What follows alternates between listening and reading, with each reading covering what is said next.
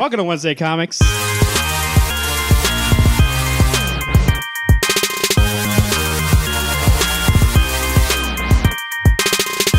Brought to you by rootsoftheswampthing.com and Siouxpercon 2018 Return of the Con.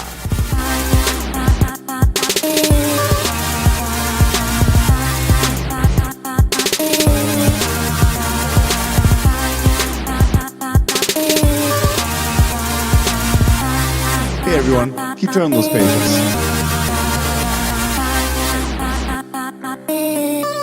Welcome to Wednesday Comics. To my right, we have Steve Rogers himself. Alex, how you doing? Hello everyone. And across from me, Tony Stark. How you doing, Garrett? I'm not doing good with peace right now. And I am Thanos himself. Don't look at me wrong. I'll get gauntlets on my hand. You guys talked about you have a show, The Gauntlet, but I actually have it, and I will take you both out. Oh. So. Can't say anything. At the end of the show, we'll talk about it. We just saw Infinity War. We'll do our normal non-spoiler review for like 10 minutes, and then we'll go full into spoilers. A lot to talk about. Actually, you know what? Nothing happened in the movie. So, wouldn't that be hilarious if you're going to go see that movie and it's just like nothing happened? You're like, oh, okay. Just re-shows you Avengers 1. Oh, boy. Or they put in, what's his face? Jeremy Renner in the face of every single Avenger in that movie. It's just him and Ant-Man being like, well, something's going on, I think. We'll talk about that at the end of the show, but before we get there and before we get to reviews for the week, by the way, reviews pare down. You'll see on the list down below that we're doing 4 books this week. That way we can focus on Avengers. But quickly, we want to address some rumors from DC doing, they've been calling it the DC Fresh Start, trying to take on its Marvel thing. No, DC's not calling it. People are calling it. Oh. But I told Alex and I told you guys, I like to call it Rebirth Wave 2, Rebirth 2.0, whatever it's called. Because they did say, Jeff Johns did say he would come in waves. It wouldn't just be like Rebirth and that's it. So there's some rumors that the curtain's going to drop again.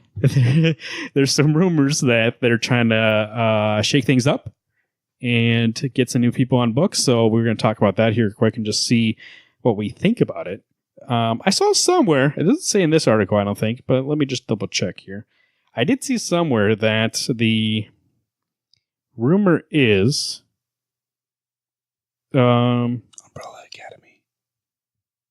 That Brian Michael Bendis had a say in some of these, so which makes sense when you see the people because at least 2 of them are from Marvel. So Green Lantern, or not Green Lantern, is just Green Lantern, which would be the Hal Jordan book. I think there's trying to convert it from Hal Jordan and the Green Lantern Corps just to Green Lantern.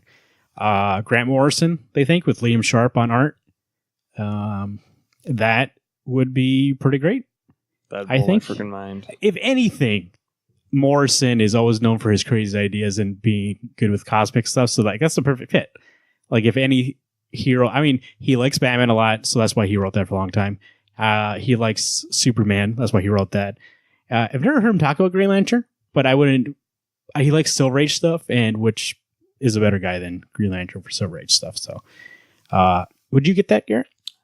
If Grant Morrison's on it, so is Garrett. I even got that Graphic India book. Oh, that's right. For like ever, and then I don't know why, because it wasn't that great, to be honest. He was only the editor for it, but still. His name's on it, I buy it. Liam Sharp doesn't interest me nearly as much beyond this book. He seems more of a down-to-earth artist. I'd have to see some concept art, I think, or some preview art, because I agree. I think like his Wonder Woman is really it's more earthy, and where I expect the Green Lantern book to be a universal, look how cosmic and ridiculous this is. I think Grant Morrison can handle it. That's not my doubt. It's my doubt on the art is going to be too simplistic, and it makes me a little weary. Right. Are you saying that just based on that, usually Green Lantern has an artist that does bigger panels and like does more like crazy looking stuff? Yeah. And Liam Sharp's more of a rough guy, like rough pencils, where there's all the guys like, let's say Raphael Sandoval, who's doing the art currently. His art is kind of more like round cartoony-ish.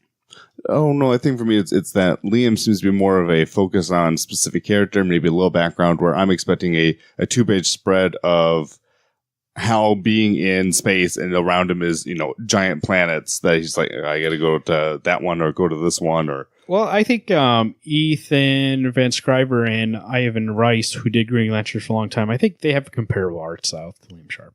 I guess it just depends on what you said.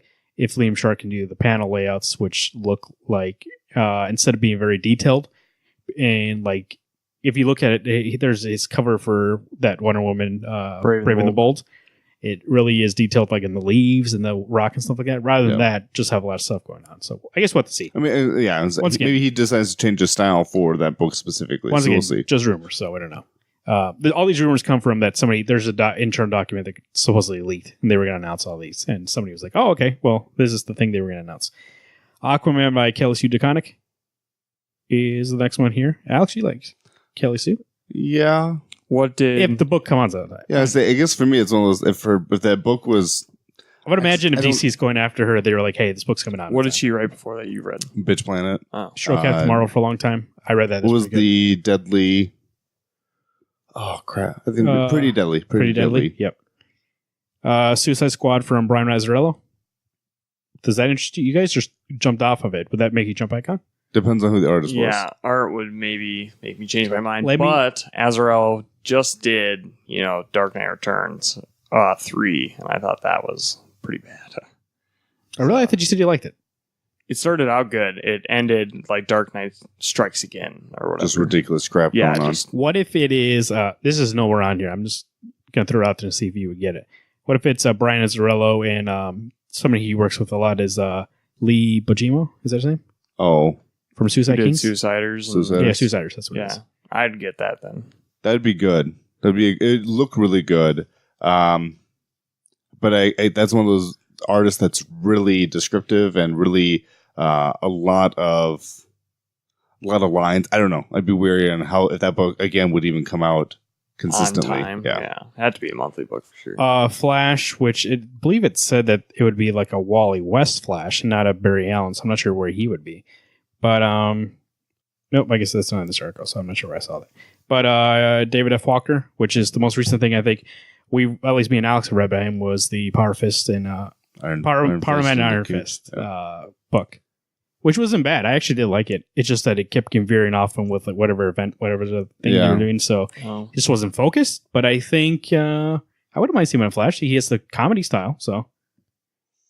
Yeah, if it's Wally, then it's going to be a funnier book. I'd have to see how it. Yeah, because I like those first like 5, 6, 7, 8 issues were pretty good until I got caught into the Civil War 2, and then I got too much stuff going on at the end just to try to wrap it up. And I think it's one of those things that they wanted to be done with it, and so they had to rush to the finish. My other thing too would be with art, like who would be the artist.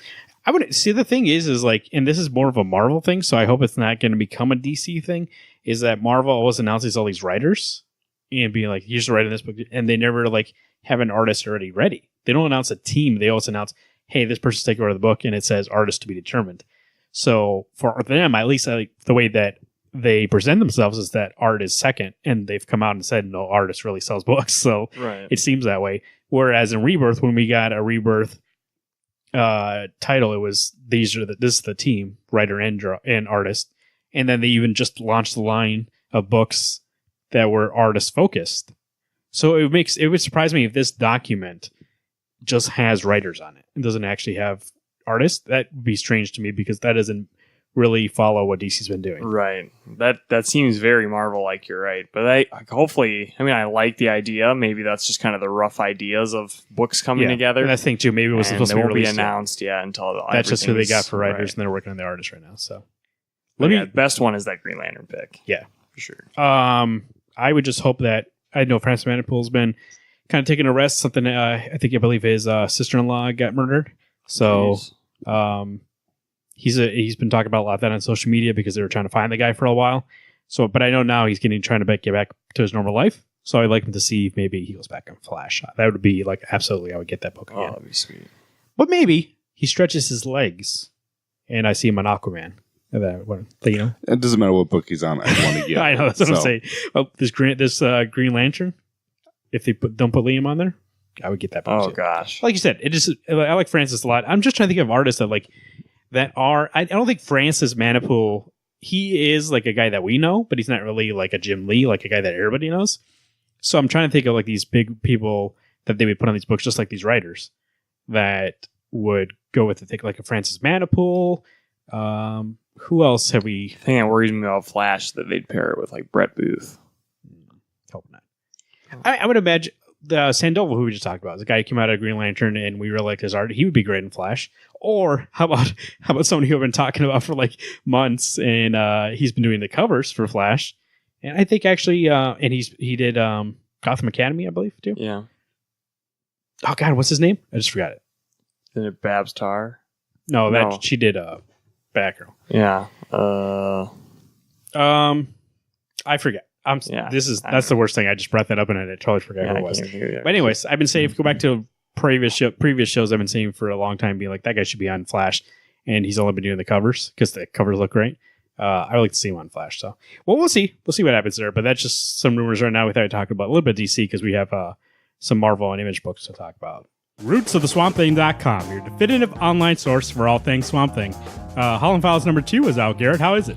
Holland File 2's was awesome. A lot of cool like images that you haven't got to see in Holland Files number 1. So definitely looking forward to finishing this bad boy. And that's not the only thing. If you want to learn more about Swamp Thing, Alex, where would you go? You're going to go to rootsoftheswampthing.com. Make sure to stay in touch at rootsoftheswampthing.com on Twitter at DC World Swampy, Facebook.com/rootsoftheswampthing. Speaking of which, I should probably grab this comics. I don't know what I'm talking about yet. I know all of them. Remember here in my head. Oh, Marvin's doing it. Okay. Mighty Thor number... You're starting with Mighty Thor? 706. Well, might as well. Mm. Mighty Thor, this is Jason Aaron and Russell Dodderman. I'll get the number here in a second. 706. I was right. 706. See this memory? This is the last issue of the Jane Thor run, or we'll just say Thor. She's Thor. The Mighty Thor run, and this ends this series going on to the new series. What's the new one going to be called? Just Thor? I believe it is just Thor. Yeah, it is just Thor. That happens in... By the way, so at the end, let me just bring this up first.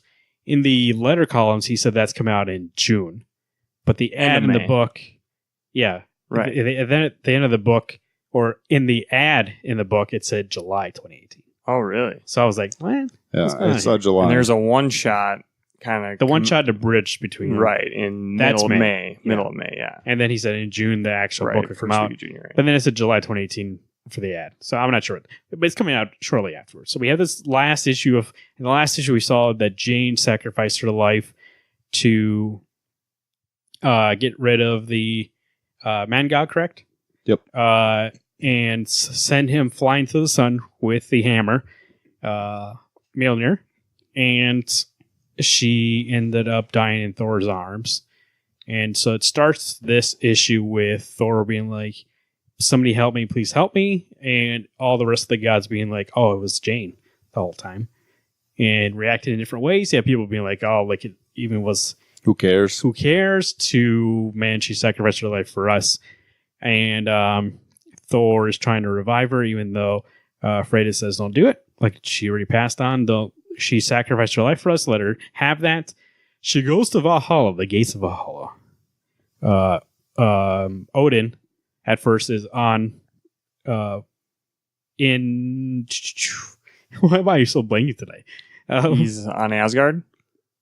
He's on the moon. He's there and he's like, hey, it's Jane the whole time, and then pop up and he's in Valhalla all of a sudden to be like, Jane, I can't believe it was you, caused me all this grief like for I don't know how long, and you did all this stuff. He stole the rightful heir from my son. He stole his hammer and all this stuff. And then he goes, but you sacrificed your life for me. Like, and basically gives her praise, being like, I wouldn't expect any mortal to do this. And you did this. And you sacrificed your life. Go to Valhalla. You earned it. And she's like, I don't know if I want to go there. I don't know if I am ready to go.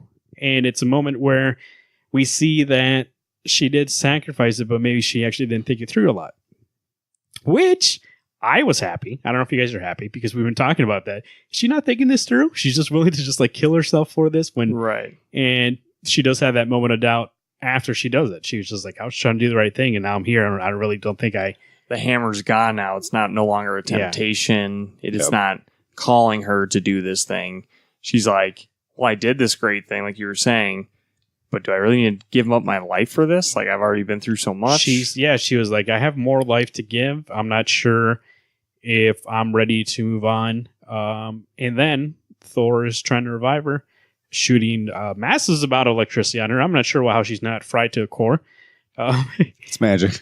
Because she doesn't have a hammer anymore. She's a lady, but yeah, you're right. It's magic. He brings her back. Well, With Odin's help. Odin comes in and he's like, one god can't do this, but maybe two of us two. can. Yeah, that was so cool. See, now I'm going to be the Debbie Downer. I wanted her dead. I get Mighty Thor died. Thor died. I understand that. But I also kind of wanted to see that stake being there going, okay, Jane's dead. My only question would be, because I was in your boat until we got to that moment, and then I realized that I don't need her to die forever for it to be worth it, because she did sacrifice. Like, to her, she did be like, I'm done. And it was other people that brought her back. And because she would have been in Valhalla anyway, so it's a happy ending either way. Right. Yeah. So bringing her back really doesn't make it like, oh, you took the riskier ending. No, she's still involved. It's not showing her going like to hell or something like that. Or Right. like not showing, being like, oh, there's no Valhalla. Like, you know what I mean? So like either way, she's having a happy ending. It just does. I think Jason tried to figure out being like, what do I want to do with this story? Do I have her sacrifice her life and go to Valhalla and it's, like what you expected? Or do I bring her back and then her and Thor can be back together again? So that way she can have that moment at the end when he's like, when she's like, I'm not worthy to have the hammer. Why would I go get a hammer? And she's like, it's never, there's always needs to be a Thor. And you should prove that you're worthy without the hammer. Like, you don't need a hammer to prove that you're worthy. And I think that's the reason why you bring him back, to give Thor a reason to want to be To worthy. believe in himself. Yeah, to believe in himself again, because that's the reason why he lost it. He didn't believe in himself anymore. He didn't think he was worthy.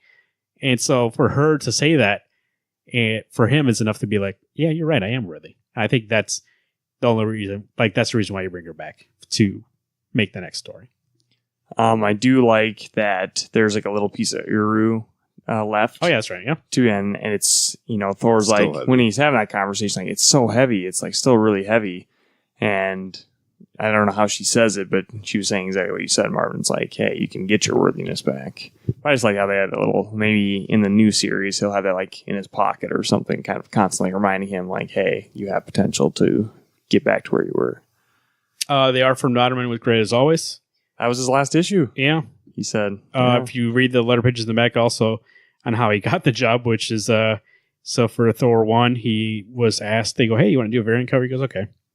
So they did the variant cover, and they were like, hey, we want to make this the main cover, and do you want to be the artist for Thor? Like, so they really were impressed with what he did, and that's how he became the artist for Thor, which is actually pretty great, because I think Dodderman is a guy who, now seeing his stuff, and we were just talking about in Free Talk a second ago, that I don't think Marvel really focuses on artists.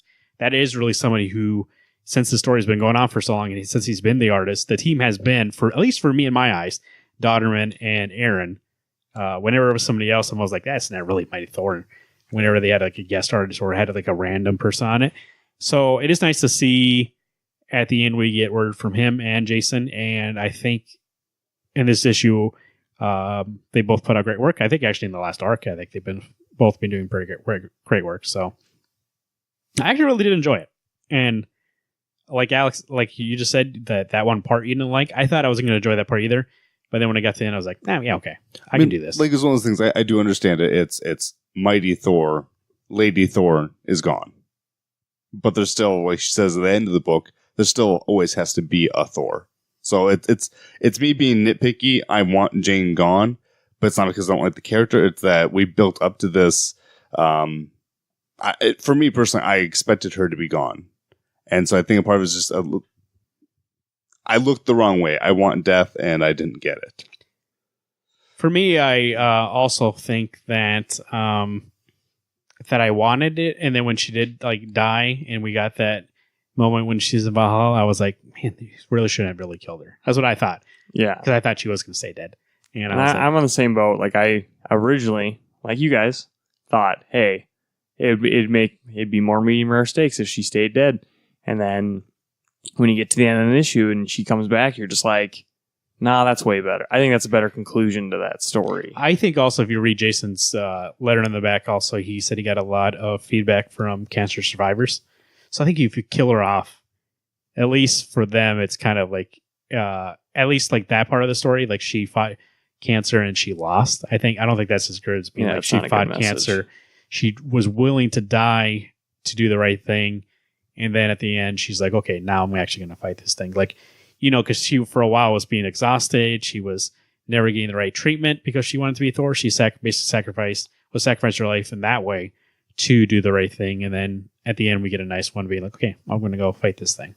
Well, so at least the nice thing is that they don't let her, she's not stuck being in that stage 4. Every time she breathes, she may die. They healed her enough to bring her back to a stage that's curable, and she's actually doing what she should be doing to get cured. I guess what I'm trying to say is like, I went into this book being like kind of cynical, being like, yeah, make this kind of dark. And then when I read this issue, and I was like, no, this issue's all about positivity. Right. And actually did make me be like, I really hope she doesn't really die. But I was on your side. No, I wanted the darkness, so. You are the darkness. So I actually thought it was pretty good. I gave it a 9. I'm sitting at a 10. I think that, all these endings, man. There's so many endings and celebrations and whatever going on. I'm sick of all this emotional shit. But anyways, I think, it did really pay off reading that comic for as long as we did. There were many times that I was about to jump off that train, and I stayed on. I don't know why. Maybe it was the power of Uru. Did you like Minotaurs?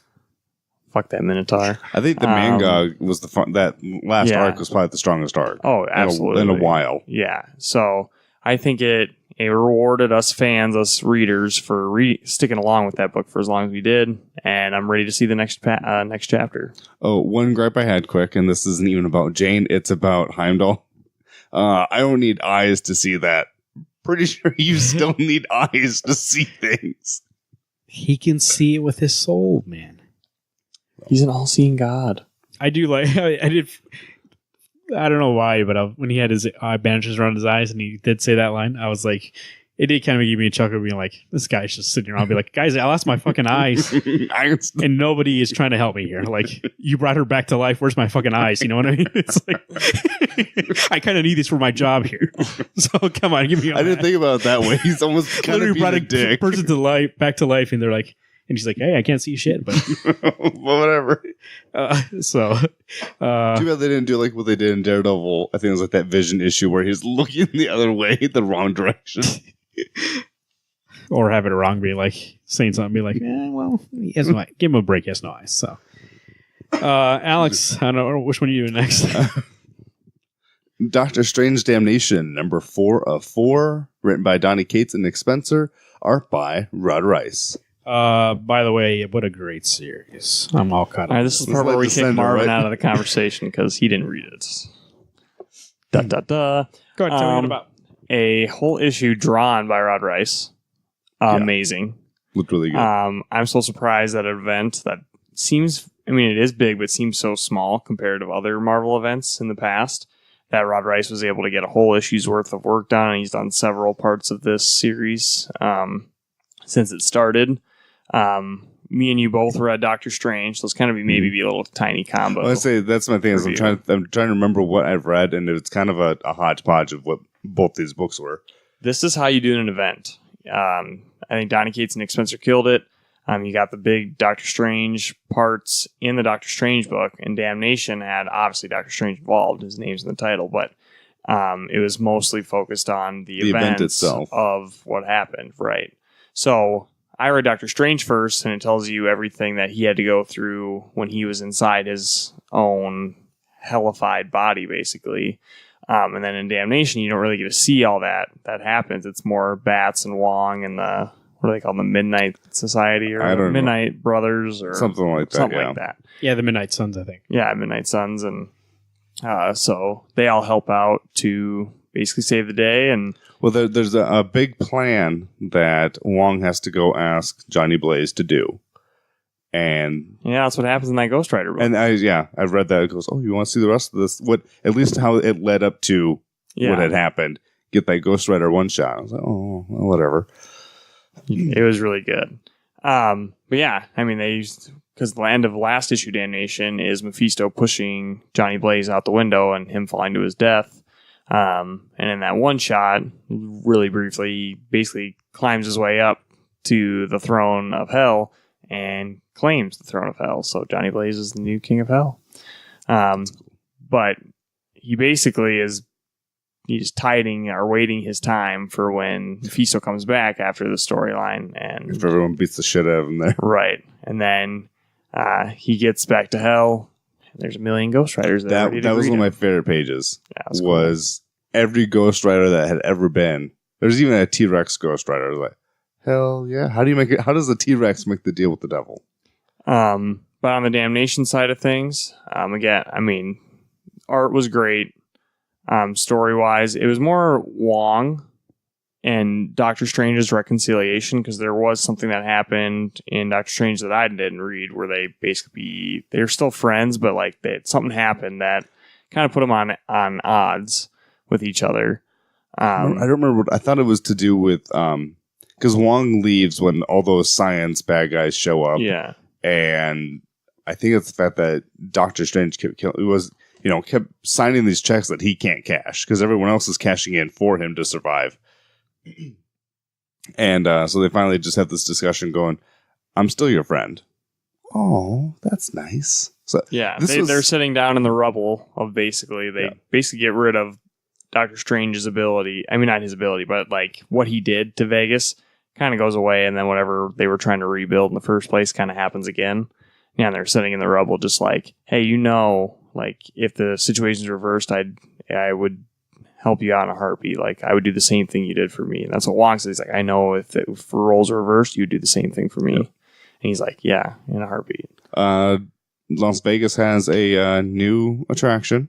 Yeah, they got the Hotel Inferno. I was there, didn't see it. Where, God, what was it? What do they call it? The suite has so many magic restraints to keep because Mephisto's living there now. Yeah, that people in his own personal hell. Poke and prod. So, right. This is like Garrett said. This is how an event should be. Right. We don't need a Civil War 2. We can do just 3 books, had this all tied together, and it's a good story. And there were some spin-off. Like there was like Scarlet Spider and like some other things, but you didn't have to get them. You didn't need them to make it part of the whole. It was just kind of gave you more detail on the edges. I think the only thing I would have gotten would have been the Doc Strange, but I was already getting it, so.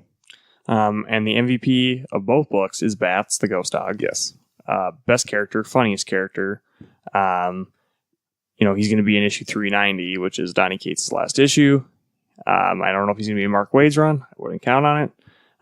He could be, but dog is the best. When I read Doctor Strange 389, great book, because then you get we'll just do a little side note. It's like you said, it's in their own personal hell where all the big baddies, Dormammu, Mephisto, Nightmare, and I don't remember what the octopus dude's name was. It's a girl. It's a girl? Yeah. Oh, man. Her name starts with an S. I can't think of it. Anyway, She-Goth or right, yeah. something like that. Anyway, they all kind of have this bidding war duking out between each other to see who gets to go up to Las Vegas to fight. And obviously Mephisto wins. Well, Dormammu makes a deal, is talking to Doctor Strange, and all the other Avengers are with Doctor Strange. And they're all like, well, we need to get back to our place. Dormammu, if you don't screw us over, we won't screw you over. They shake on it. Doctor Strange screws everybody over. Yep. And basically Dormammu gets fucked over because he was going to be the next big bad in line because Mephisto was already taken care of. So Doctor Strange uses his wits and outsmarts Dormammu. Dormammu's going to be pissed the next time he shows up. But I give the event a 9, but in Talks of Damnation, I also give it a 9, but Doctor Strange, the companion issue, yes, was a 10. Give it 10. Yes. I would agree with everything you just said. 9, 9, 10. Yep. I saw the lead into Wade's where now they're going to go find Johnny because Johnny's now stuck in hell. Right. Being the king of hell. I don't think that's going to be in Wade's run. Oh, really? Okay. They're going to space. When they make that little reference to be continued, here's the next thing. Oh, we're going to team up and go save Johnny. Well, you got one more issue. Like, no. Oh, that part at the end. Yeah. Where it's showing you the next. You're right. It's like, I don't want that. Maybe it's going to be Wong and his Midnight Suns or something. I don't know.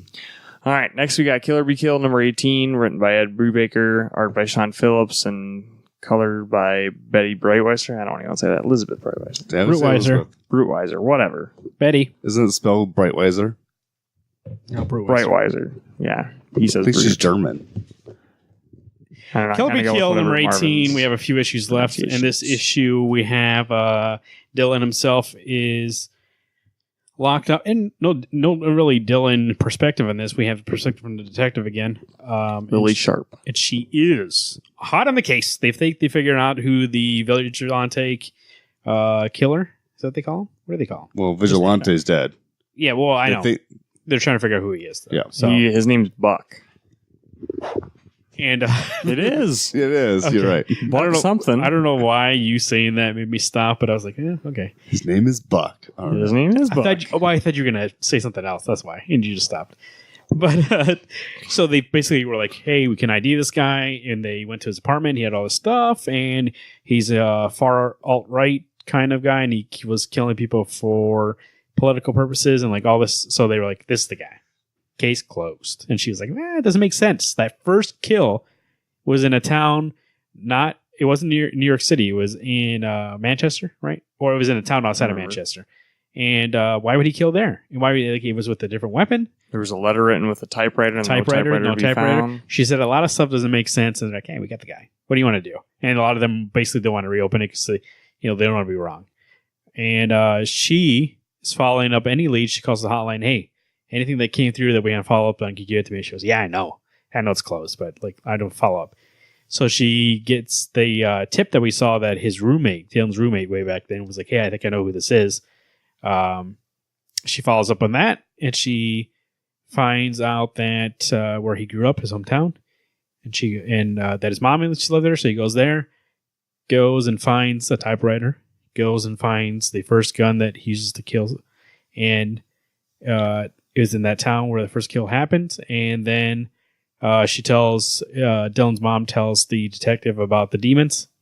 And he thought, oh, yeah, that's why he was up here looking at these demons. Mom's selling them out. Doesn't even know about it. Well, she has some kind of dementia. Yeah, she's not all there. But Right. anyways, so now she thinks she knows for sure this is him. She goes to her another detective, right? Her partner. I think it was her partner, yeah.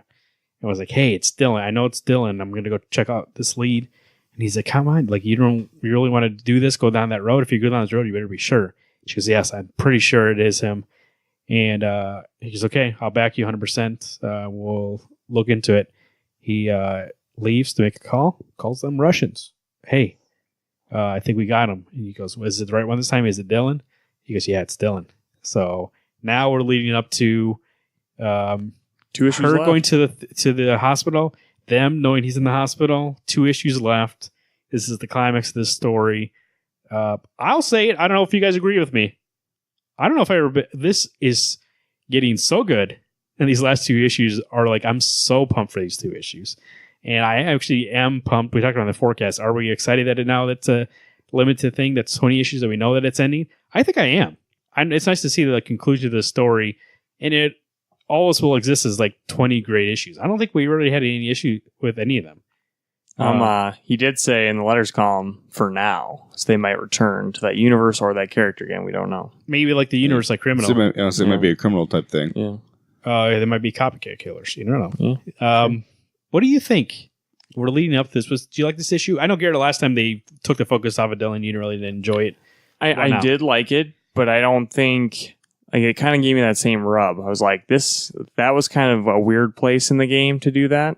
I mean, it was good for what it was, but I think this is also a weird choice because now we only have 2 issues left. And without one of them being oversized. Yeah, I know we needed to see her path. I just don't know. I mean, I know he's great. I know this is a great team, and I know they can do it. I just don't know myself personally how they're going to get this done in 2 issues. It might be. You never know. It might be oversized. The pages are never set for his books. It's almost. I feel like some issues are bigger and some are smaller. So. Right. But I do like, the trail of the case, how she was like feeling misled, and then how you saw things throughout the entire series that kind of came back up again. And, Dylan was like, remember that photo she took? I'm like, wait, I knew that part. I remember that. But she didn't remember until she saw Dylan on the fridge from his buddy's fridge and whatnot. So then one thing led to another. And yeah, like things are getting hot. But I definitely want to see how the next 2 issues play out before I can make a final call. Alex, what do you think? We're leading up to the end here. And I know I know this is a book that you've enjoyed, but also do know that you like when books are ending. Mainly because you get so many, but also because you like to see a book like stick a landing. Do you see that coming? Yeah, I think this is one of those books that it's got a solid enough team, and I know the Brubaker has made the plan for it, so it's going to finish great. Like, this is one of those books I pretty much am guaranteeing this book will end great. Will I be happy with it? I think I will. I think this is going to be kind of my die hard old habits die hard, because he's going to be stuck in the hospital, I'm assuming, and he's going to have to just Jimmy rig whatever he can to fight back, or maybe he gets a shotgun. I don't. It's one of those things that my brain is. Well, he killed that one guy, but with using just trying to wrap around what the heck is going to happen. He was like Tony Stark.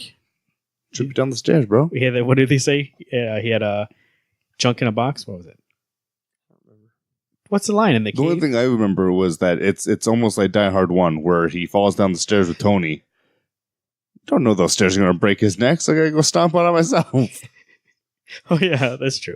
So, I mean, I also do, half the reason why I'm not really that sad that it's ending, because, well, it's been good so far. 20 issues is a good run. But also because I know this team, Betty and Sean and Ed, all three of them, I know they are constant. It's not like they're not going to work together anymore. We know they're working together all the time. Yeah. So this is just like, for me at least, like, these series are always like, oh, the next part of their series. I'd say it's a nice chapter of the Ed, Sean, and Elizabeth chapter. So, like, I believe they're working on a criminal book, a novella. I think not really. It's going to be more prose. They're doing an original graphic novel, and Fade Out's coming back. Monthly series. Fade Out too. Fade Out too. So that whole thing makes me excited. So even though this is ending, it's, kind of like, I know this is my favorite restaurant. I'm going to go here because I know the meals are good. It's not just being like, oh, these guys open for one day. You know what I mean? So I know more's coming. Really great. Sean Phillips always and Betty doing great work. It still is one of my favorite series to just stare at the art and see the subtle things. It's a subtle book, especially people's faces and expressions. I've said before in the past that I like the acting in this book, and it still holds strong. I do wish, if I have any critique about this series, I do wish this character, this detective, was a little bit more fleshed out. Yeah. I think that's the only thing, because we've only had really 2 issues of her, right? Yeah. And she's not really in any other issues. She comes in and she's like the best detective ever. So I would like to see that character fleshed out more, because I did find her interesting, and we did know from Ed's letter pages that was a character that he was just going to be like a minor character in the background, and then he was like, oh, I like this character. So that's why she had 2 issues. But it does feel like you're giving a character who was a minor character and be like, oh, let me give him a couple more lines. But really, I would see it be more fleshed out. Other than that, though, great. Like, this is one of my favorite series. It has 2 more issues to go, but it's a good possibility one of my favorite of all time. So, 10. I just love this series, though. I'd give it a 10. This issue? Yeah. I give it an 8.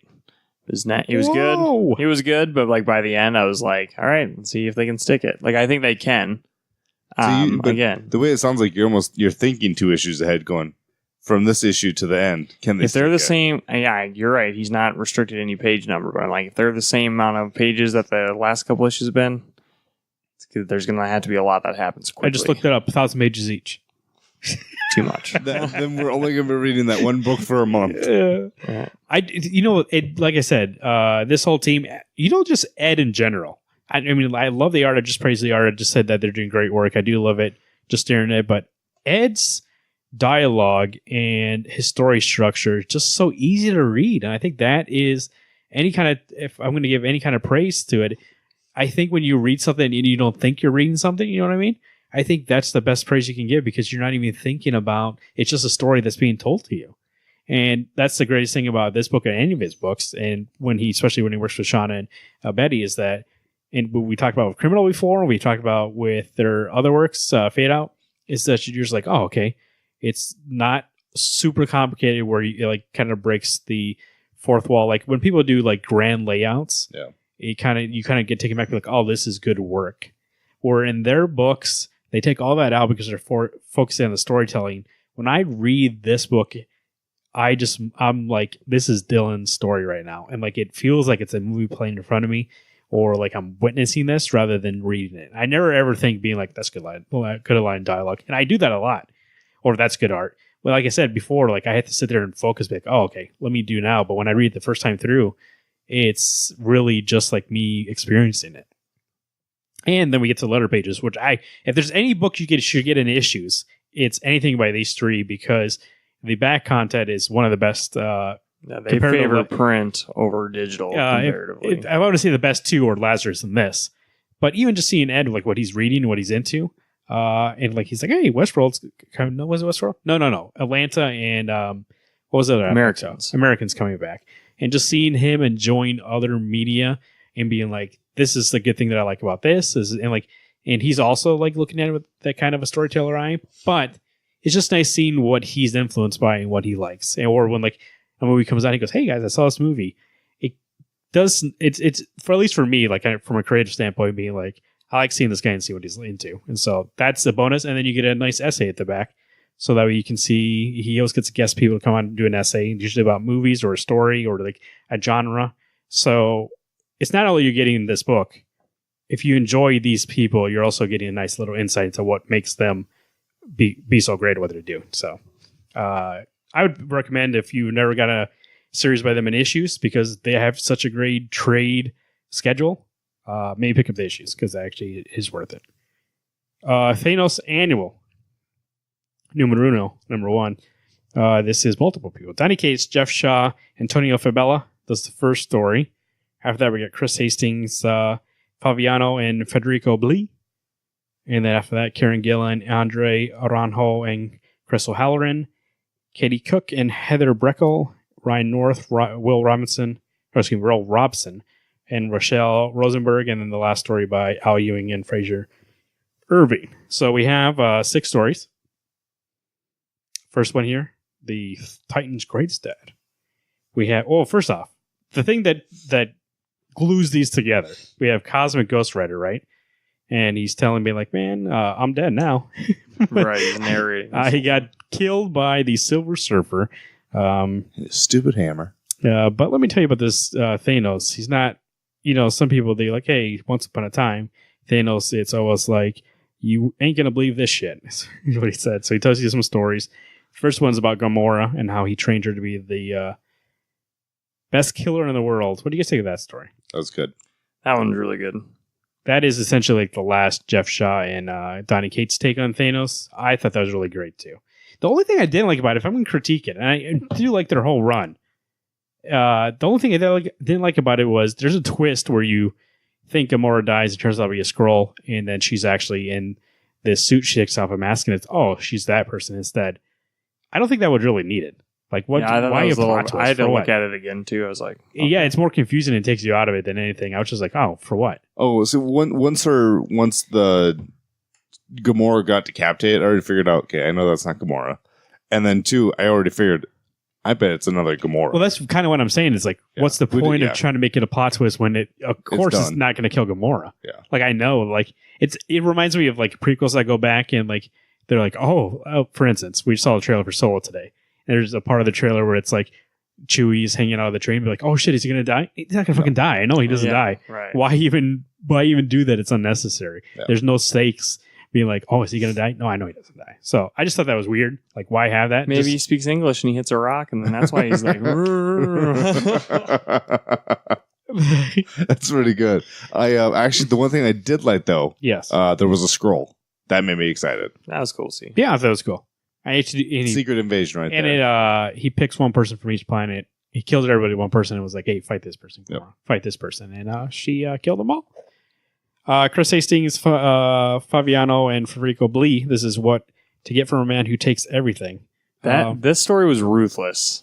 Which one was this one? This is the one where on every year on that guy's birthday, he messes with him. Oh god, he picked him out, and every year he comes and ruins his life on his birthday. I actually did. I like the first story, except for that twist. But this story for me was like the most enjoyable. I think it made me laugh so much. It was really funny, but like just thinking about being that person, could you imagine? Your family gets killed, your friends get killed, your coworkers get killed. That one year he forgot your birthdays because he's busy doing something else, and he made up for it the next year. Yeah, I just find it funny that the first birthday he steals his blanket. Like, that was the first thing he did. He was like, fuck you, I'm taking your blanket. He's like a baby. He's like, no, I'm taking this. And the parents come in, and they're like, where's his blanket at? And then the next year, or not the next year, when he's 5 years old, kills his dad. Yeah. Like, that's where he escalated. He was like, blanket first year, and then fifth year, your dad's dead. 16 years old, he texts his girlfriend and makes them break up. At 21, he kills everybody who went to his 21st birthday party. At 25, he burns down to college. At 27, he just goes, hey, happy birthday. He goes, you got me fired? He goes, no, that's just bad luck. He goes, then? He goes, I killed your cat. Your cat's dead. He kills his cat. At 30, he's at home. That's the one he skipped. And the Avengers stopped him. And he's happy. He's like, I'm done. And no more Thanos. 31 years old. He's in the backyard cooking. He goes, oh, no, I missed it last year. Making up for it this year. And you know what? He snaps his fingers and brings him, or just basically destroys everything around him. Makes him so that he lives like in this one like island. And then at 45, the guy's life is horrible. And he goes, I just want to know why. All these years, why me? You picked me out, and you think I thought it was like, okay, here we're gonna go. He's gonna tell him why he picked him. This is like a whole big thing. And Thanos is like, no, David, I don't care. I'll see you next year. And breaks a water pipe in his roof, and he starts flooding his room. so like you guys said, ruthless, being like, he fucked with this guy. It's, you know what? It's funny, but if you think about it from a realistic standpoint, it's horrifying and horrible. The worst.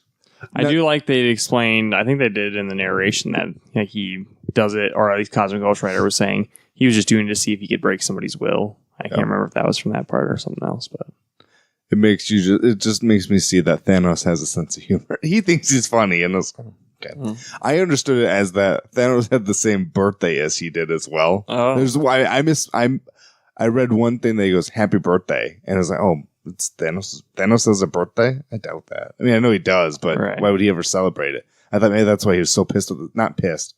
Chose to ruin this guy's life is that you shared the same birthday I have.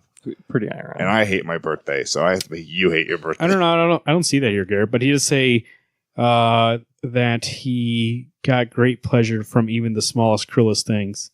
And then he starts telling this story. So might have been another one. It just was. He was like, he gets pleasure being like, even the part where he kills his cat, he's like, nah, this is pretty good. Yeah. He's like the prankster who doesn't know he's going too far. He's like, killed your cat today. He's like, what the fuck?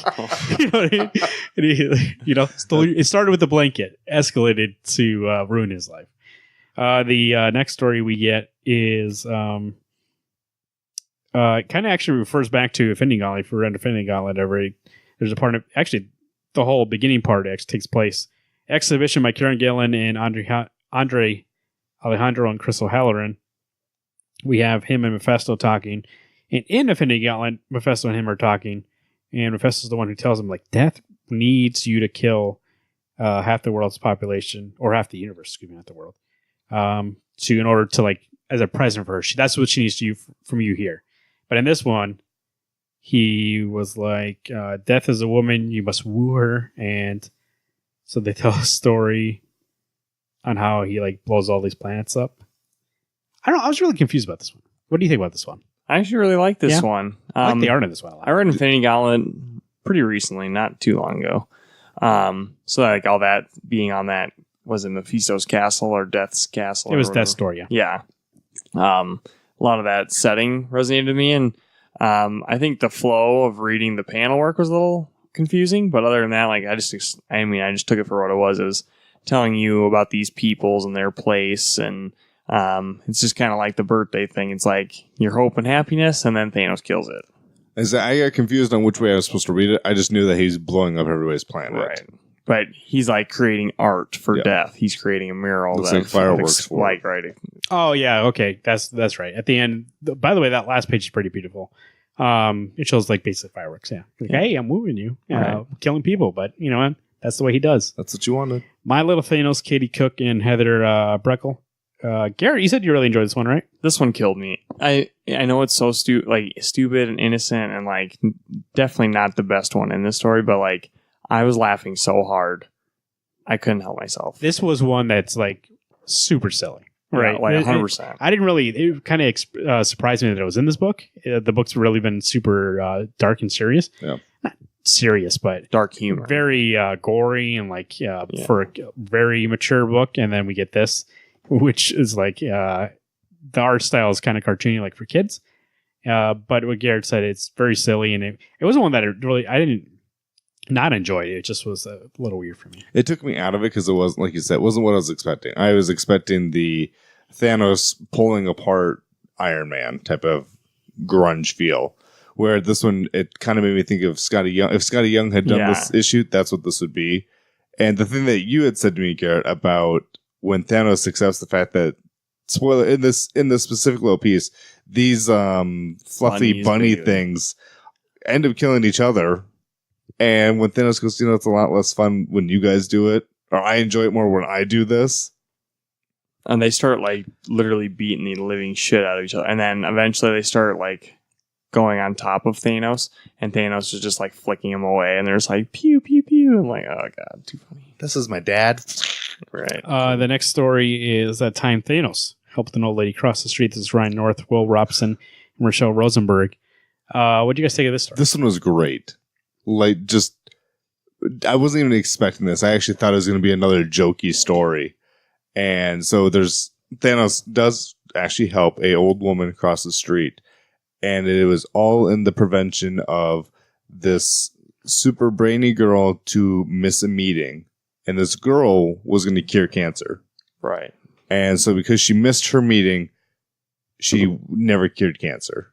And so when eventually Thanos comes back as she gets older, and this girl's like, gosh, what did I ever do with my life? She was not only just curing cancer, but she was like successful for the rest of her life. And all that success went away, and she basically became like a kind of a potato at the end, which is working class snub. Yeah, kind of a slob. Yeah, a slob almost at the end. And she's in her hospital bed, and Thanos, uses the whatever gem he would have had to use to get here.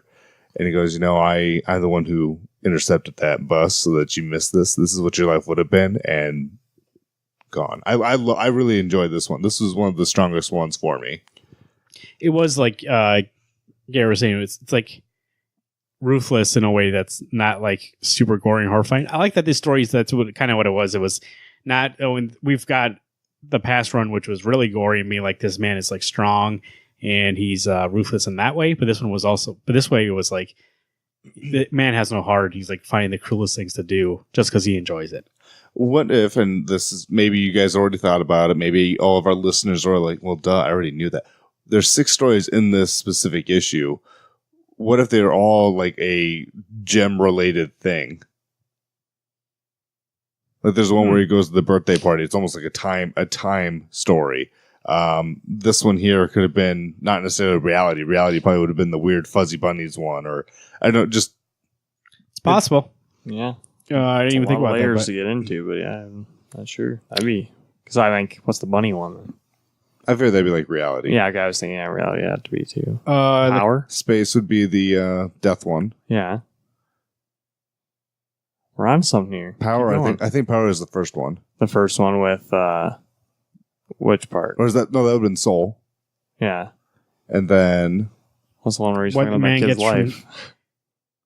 that's the one I think would be time. Sorry. Oh. We can move on. The Comfort of the Good by Al Ewing and Fraser Irving, which, by the way, we know Fraser Irving is Alex's favorite artist. So, Alex, what do you think about the art in this one?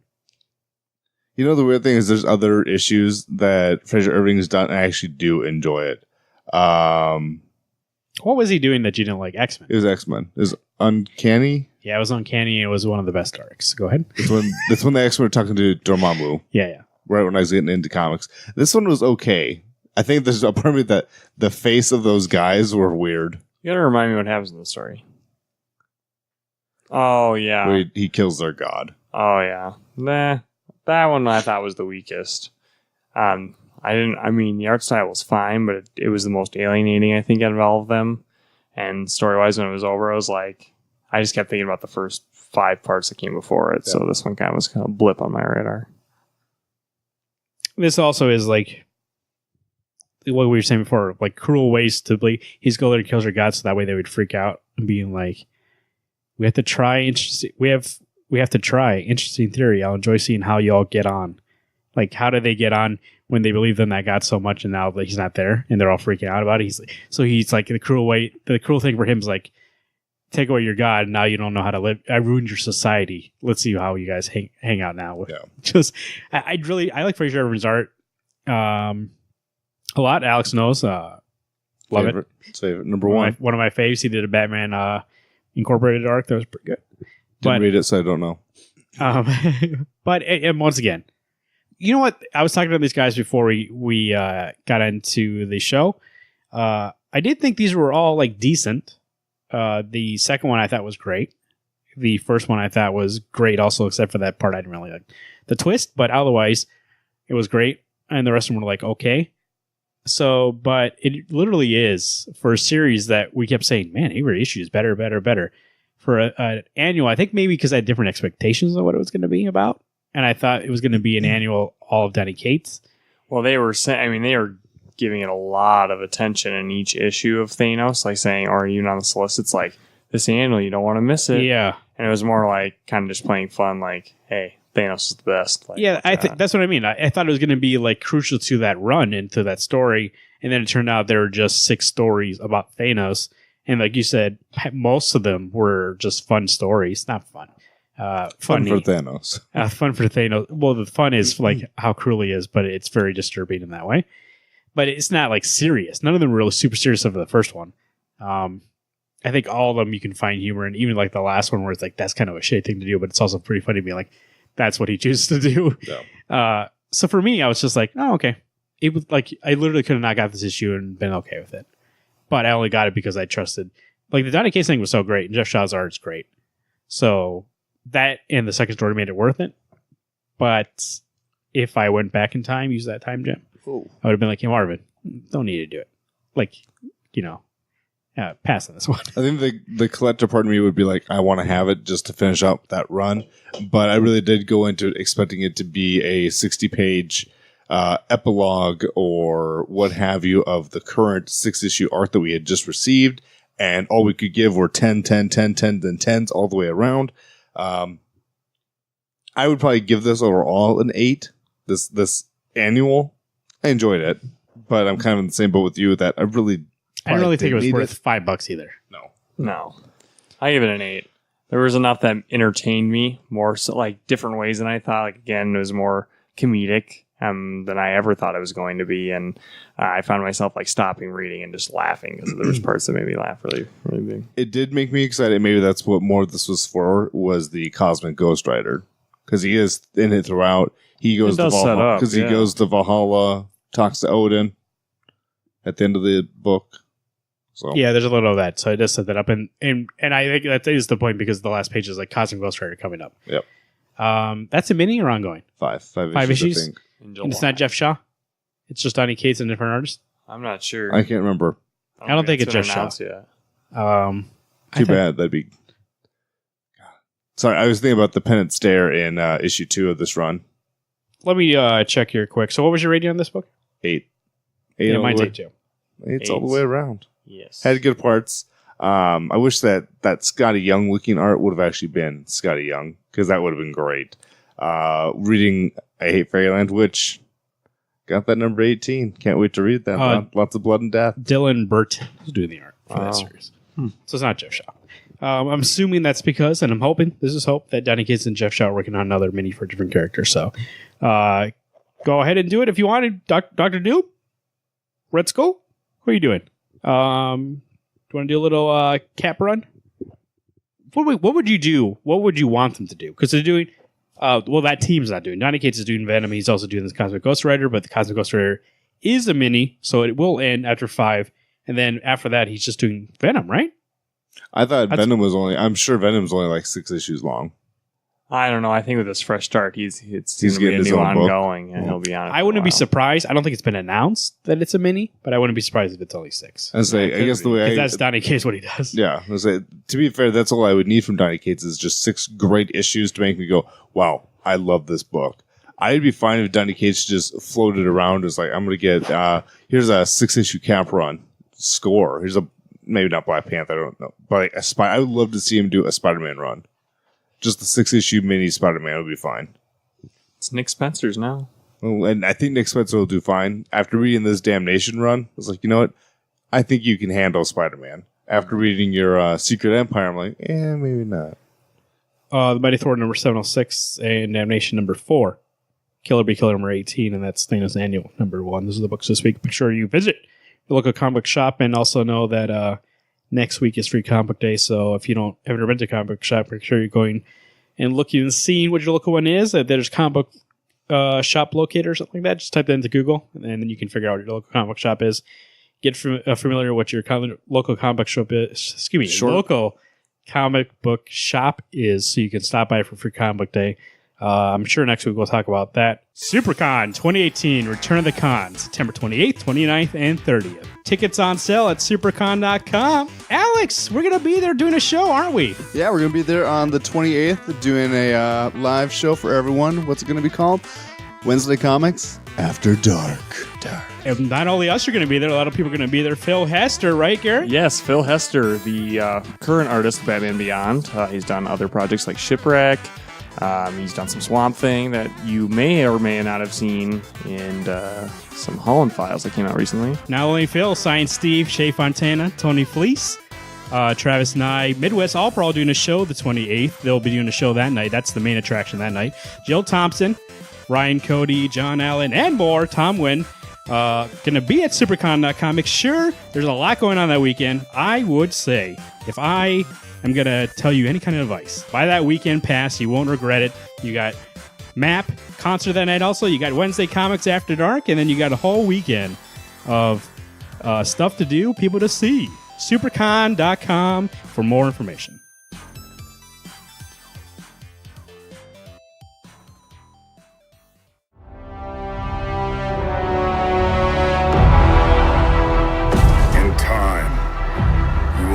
It's like to lose, to feel so desperately that you're right, yet to fail all the same.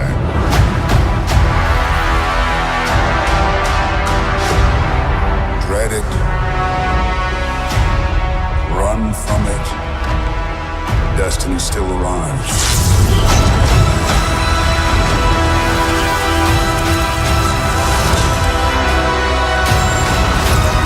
Evacuate the city.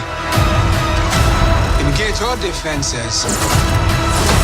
And get this man a shield.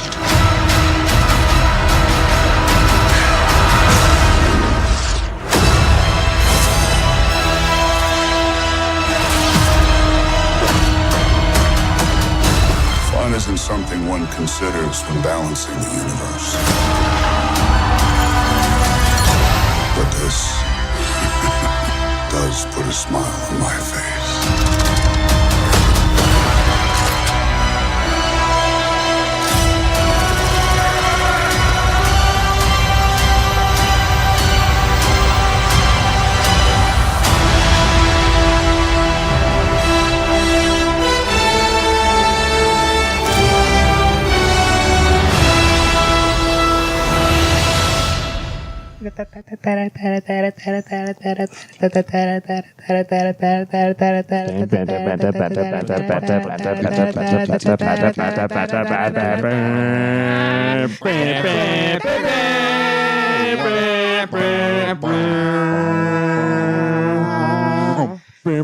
Welcome back. This is our review of Avengers Infinity War.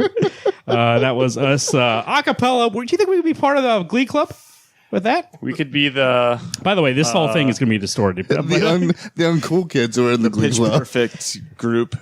The Treble Clefs. That's horrible. No, that's what they're actually called. Treble Clefs? Yeah.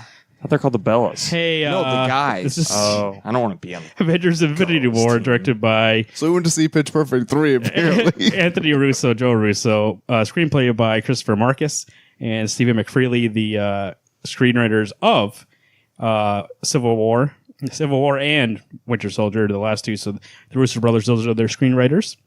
Also starring, this is Robert Downey Jr., Chris Hemsworth, Mark Ruffalo, Chris Evans, Scarlett Johansson, Don Cheadle, Benedict Cumberbatch, Tom Holland, Chadwick Boseman, Zoe Saldana, Karen Gillan, Tom Hiddleston, Paul Bettany, Elizabeth Olsen, Anthony Mackie, Sebastian Stan, Idris Elba, Danny Guro, Peter Dinklage, Benedict Wong, Dave Bautista, Vin Diesel, Bradley Cooper, Gwyneth Paltrow, Benicio del Toro, and as hold up a second, Chris Pratt, and as Thanos, Josh Brolin. That's what I'll say. There's other people in there too, but we're not going to go through everybody. That's a lot of people in this movie, and got them all cheap, got them all, they were all unknown, and now they're big stars. So we'll talk about that later. It factors into this movie, I believe. But up front, we're going to do our non-spoiler review as always. Just what did you think of the movie? Should people go see it? And so if you're on the verge, which I don't know who is listening to this show, but let's say you're on listening to the show and you're like, do I need to see this? This is what this part is for. Hold up a second. Across from me, I forgot to introduce Corey's joining us now. Guest host one. Hashtag guest host one. Hashtag. Make sure to make that trending worldwide. That's right. Even Alaska. Even in Alaska. What if the first listener from Alaska is a fan of him? Well, then we shut this whole thing down. Corey, let me ask you first since you're the guest here. A, should people see it? Yes. B, this is, I think, at least my opinion, the first Marvel movie which you can't just go in and be like, hey, let me check out this one. Right? All the rest of them I think you can jump on. But wait, what do you mean? Like, this one, like a Black Panther, you could only see Black Panther and still enjoy that movie. You could go see Ant-Man and still enjoy that movie. This is one that you got to build up with this to. one, yeah. I feel like if you can't be like, let me go see Infinity War. and have that be your first Marvel movie. No. And if you want to enjoy the crap out of it and it just makes it all the more worth it, see all the other movies. In chronological order. Okay? None of this 4, 5, 6, 1, 2, 3 bullshit. Nice. So you would say go see it and enjoyed it? Yes, I enjoyed it. I want to get to the spoiler review right now. Alex, what did you think you went into this movie? You had just watched all 18 movies. I had. And then you went to go see this one. Does it, speaking of somebody like going to see a movie where it builds up, was it like, did it help you or was it? You know, it really did. And honestly, my wife watched all of them other than when she fell asleep during Thor 1 because it's the worst. When I watched Ragnarok, knowing that this was going to be the direct lead up to this movie, it was so well worth it. And just getting to see the first Spider-Man movie from this is so strong. Seeing that divide of Captain America and Iron Man from Civil War, getting all these feelings going into this movie and all the stakes that may happen. I was already amped when I heard it was coming out, and it delivered. I've talked to some other people and I'm like, that's okay. It's like, really? I spent 10 years waiting for this movie to come out. I love this movie, and it's not even on the same scale as the other ones because it is just this big to do. So I liked it. I think everyone else should see it if you've built up to this point because it's worth it. Garrett, what do you think? We ran the risk, went to the same theaters as Black Panther, where there was a risk there was going to be glare on the screen. So I bet that was running through your head at the beginning. It was. I double-checked. It was gone. Double-checked. I guess when there's an Avengers movie, but not a Black Panther movie, they can't cover a freaking window. Yes, you know, what you guys were saying, like, you know, it's 10 years. It has 10 years of expectations to live up to. And I think not only did it meet those expectations, it surpassed those expectations. I don't think I've ever had so much fun watching a movie. Like, there was no lulls for me. Like, there's not one point in that movie where I was like bored or anything like that. It was adrenaline, action pumped. But yes, you do need to watch all the other movies, I think, to get the best effect from this movie. Because there's so many threads that you don't know the answers to that are presented in all the other movies. And this one, it kind of gives a little light on each one and gives you the next step. So plus all the movies are good. So why not watch them anyways? I mean, yes, some of them are kind of snooze fest at some point, but you can get through some. They're not that bad. I mean, if it's your first time watching it, like first time I watched Thor, I loved it. I still like it. Yeah. I don't know why you don't like it. I remember liking it the first time. It's a rainbow bridge, man. I like it more than Dark World. Dark World's horrible. I really like Dark World more. I really enjoy this movie a lot. There's a lot good. There's a lot here for people who've been waiting. It does reward you for watching all these movies. So that's why I think it is really for those people that have watched the whole thing. I didn't think it was perfect. Oh, it's so tough. Like when you have this big cast and stuff with that, factoring that in, it's great for what they did. I can say what my things I didn't like about it because they're really not that. I don't find them spoilery. There's great CGI in this movie and there's horrible CGI in this movie. Agreed. There's sometimes when people are like, especially Spider-Man, Iron Man. Spider-Man and looked awful. I'm sorry. Yeah, Oh, I know what whenever part you're they have their talking about. mask off and like they're putting their head on the CGI costume, it looks like a floating head. I don't know what happened. However, Thanos looks amazing. Yep. So, and he's all CGI. So, like, it does. Like, you'll be watching Thanos and be like, man, like I didn't even think for 1 second like this is CGI. I was just like, this is a dude. I actually thought he looked like he was a person in makeup. That's what I thought for a second. I was like, there's no way he's in makeup though. Yeah. Like that's all CGI.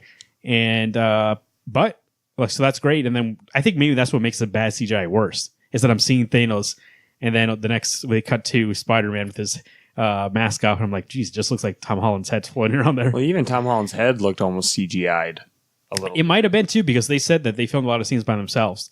And they never knew who they're filming scenes with. They just knew the lines. And it looks like everybody was just placed in a room and it's all CGI. So, Oh, so that sounds disappointing then. well, because they wanted to keep it a big secret of what the plot was. Oh, even Like, from them. None of the actors knew what the movie was about until they saw it on Tuesday Oh, really? before it came out. Yeah, everybody was like going into it. All of them were like, I don't know what this movie's about. I just know what the lines I did. Like they didn't know the story. They didn't know the ending. They didn't know anything. Chris Evans did. I saw an article. He said, "Give me the whole script. Or I'm not doing it." He demanded. You think? No, he did. I Oh, read the article. you read it. Okay. Entertainment Weekly. So that I did, and then there was one action scene. I won't say which one because that is spoiler. But there's one action scene where I was like, "Pull back that camera." I know the Russos are good at action scenes. Usually they show you the whole thing, but there was one scene that was really close up, and I couldn't tell what was going on. So we can talk about what it is specifically in spoilers. But there was one scene where I was like, "This whole scene's wasted now because I don't even know what's going on." Yeah, you'll have to tell me because I think I know which one, but I may be wrong. Takes place in the dark. Holy shit. That's not a spoiler, but otherwise, enjoyed it. A lot of surprises, a lot of I think some great acting in this movie, especially from Josh Brolin as Thanos. Yes. There's some good comedy. This movie is probably the darkest out of all the movies, even Winter Soldier, even Black Panther. But I think they know when to sprinkle in the humor, and it doesn't take away from the movie. Unlike a movie that I don't like really that much, Avengers 2, because I think the humor is like, if the humor feels like in that movie that, you know, when somebody gets nervous and they start telling jokes just because they feel nervous, that's how it is in that movie. And it kind of takes away from the drama. Or in this one, I think it was peppered out nice, especially Spider-Man. I like him in there, that he's joking around because he's a kid and he is nervous, and that's the reason why he's joking around. And then you have people being serious, especially Doctor Strange and Tony Stark's interactions, because they're both jackasses. And so you get humor out of, they're not trying to tell jokes. They're trying to just be who they are, but you get humor out of that situation. They're being a dick to the other person. I thought they really refreshed Tony Stark for me, because like when I got to Homecoming with Spider-Man, I was just like, God, I really love Robert Downey Jr. and Tony Stark, but I'm getting so sick of this like talking and jokes. I really always. did. As somebody who said multiple times I hate Iron Man in those movies, I really don't like him. First time I've was like, oh, this is a good character. This is actually the first time I felt like Iron Man was a hero. Yeah, I'll like go he with that. served a good purpose, And he wasn't. And in the realm of what he was the leader. Yes, And so he, it was sorry. Yeah, he wasn't being cocky like. he wasn't the guy who was like making all these jokes. Maybe that's part of it too. Before in all the other movies, he's making all these jokes, and he did feel like that guy. You were like, just dude, you're supposed to be like the leader. Why are you being the humorous sidekick? Like you're supposed to be the guy who's in charge.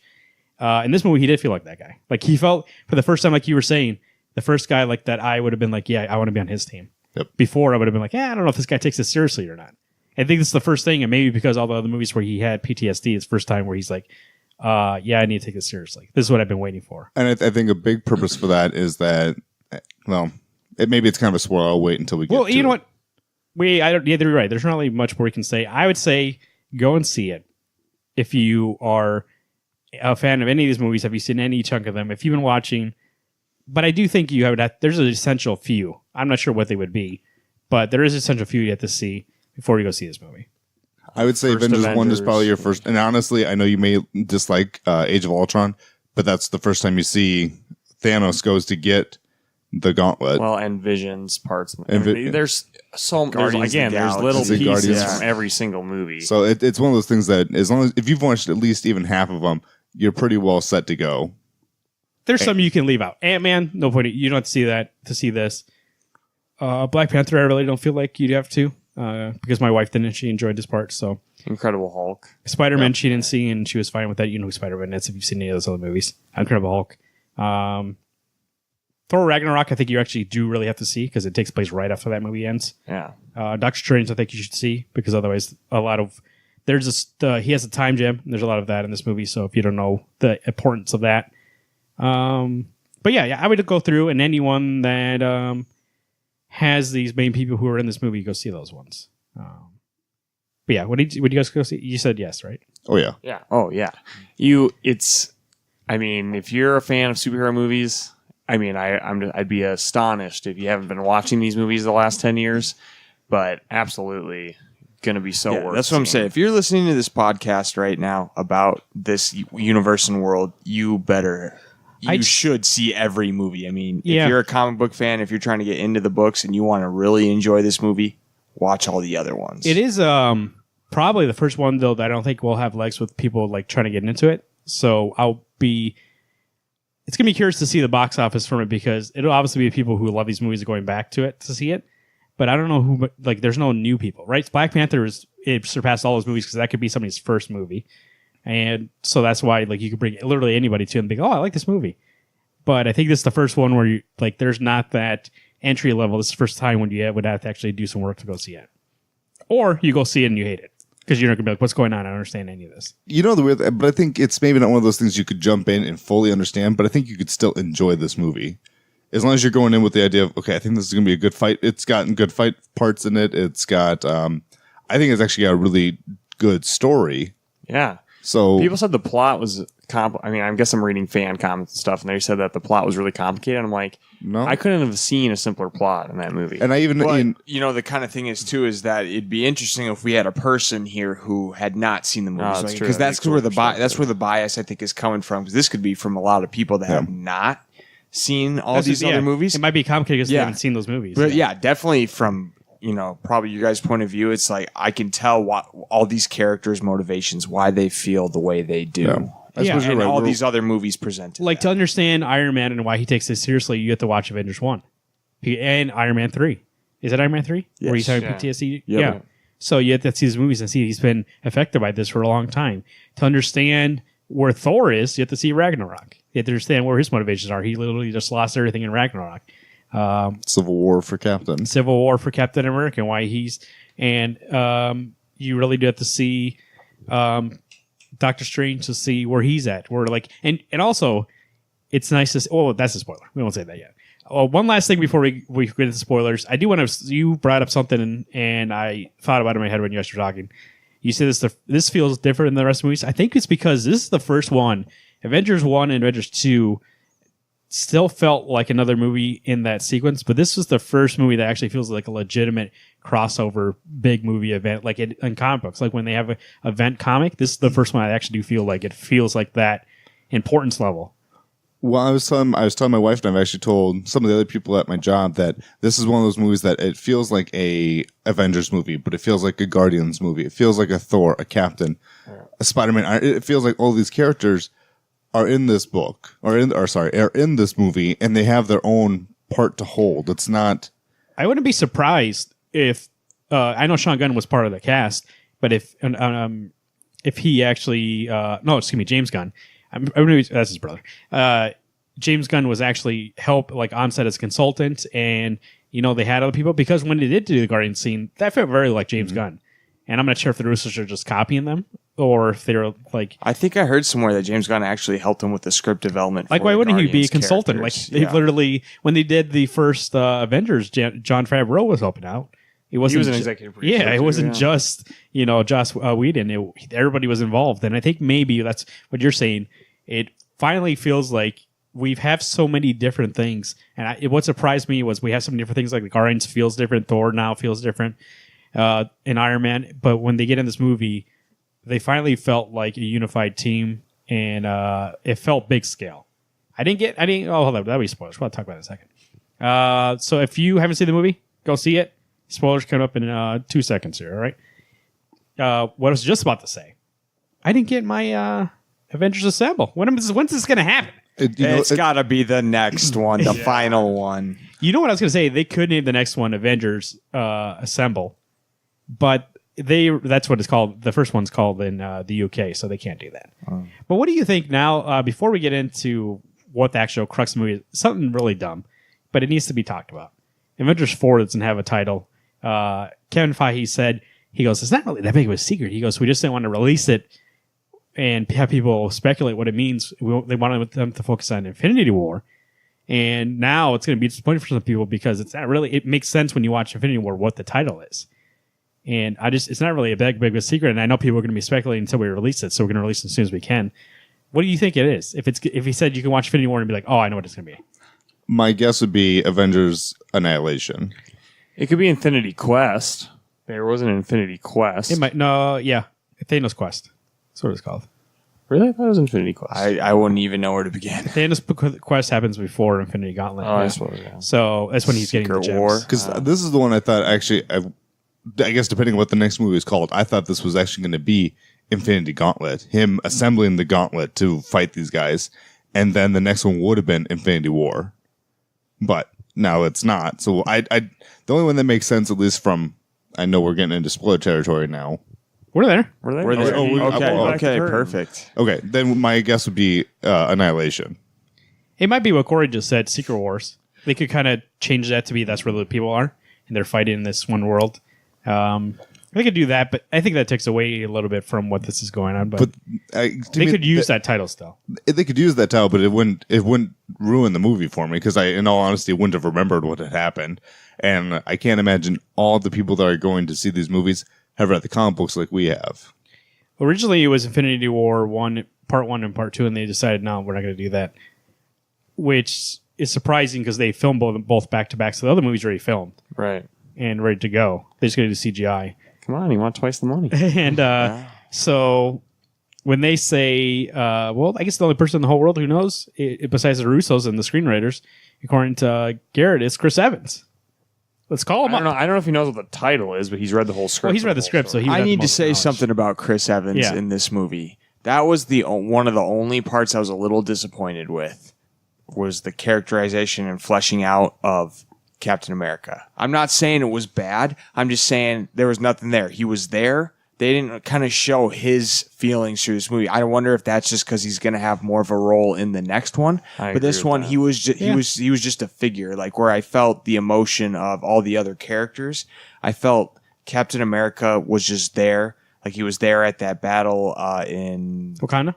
Not Wakanda. Yeah, well, he was there for that, but I mean... When they were in Scotland. Scotland, yeah. So I felt like he was just there. He was a placemat, but you didn't really get into his character. I agree with that. He was more somebody there to do action rather than just... Because you really don't even know like what he's thinking about Thanos or anybody. Well, I guess that's actually where I was going to is Captain's so used to fighting soldiers. He's even used to fighting, super soldiers like Red Skull. How do you face and even I felt the same for Black Widow. How do you be a human and pretty much have human... range of abilities. Yes, he's super strong. I get that, but he's still shoot him in the head. He's dead. Most of these characters I get, you shoot them in the head, they're dead. How do you battle and how do you mentally attack a god, essentially a god and his cronies? You walk into this fight like he did in Scotland, and yes, he can.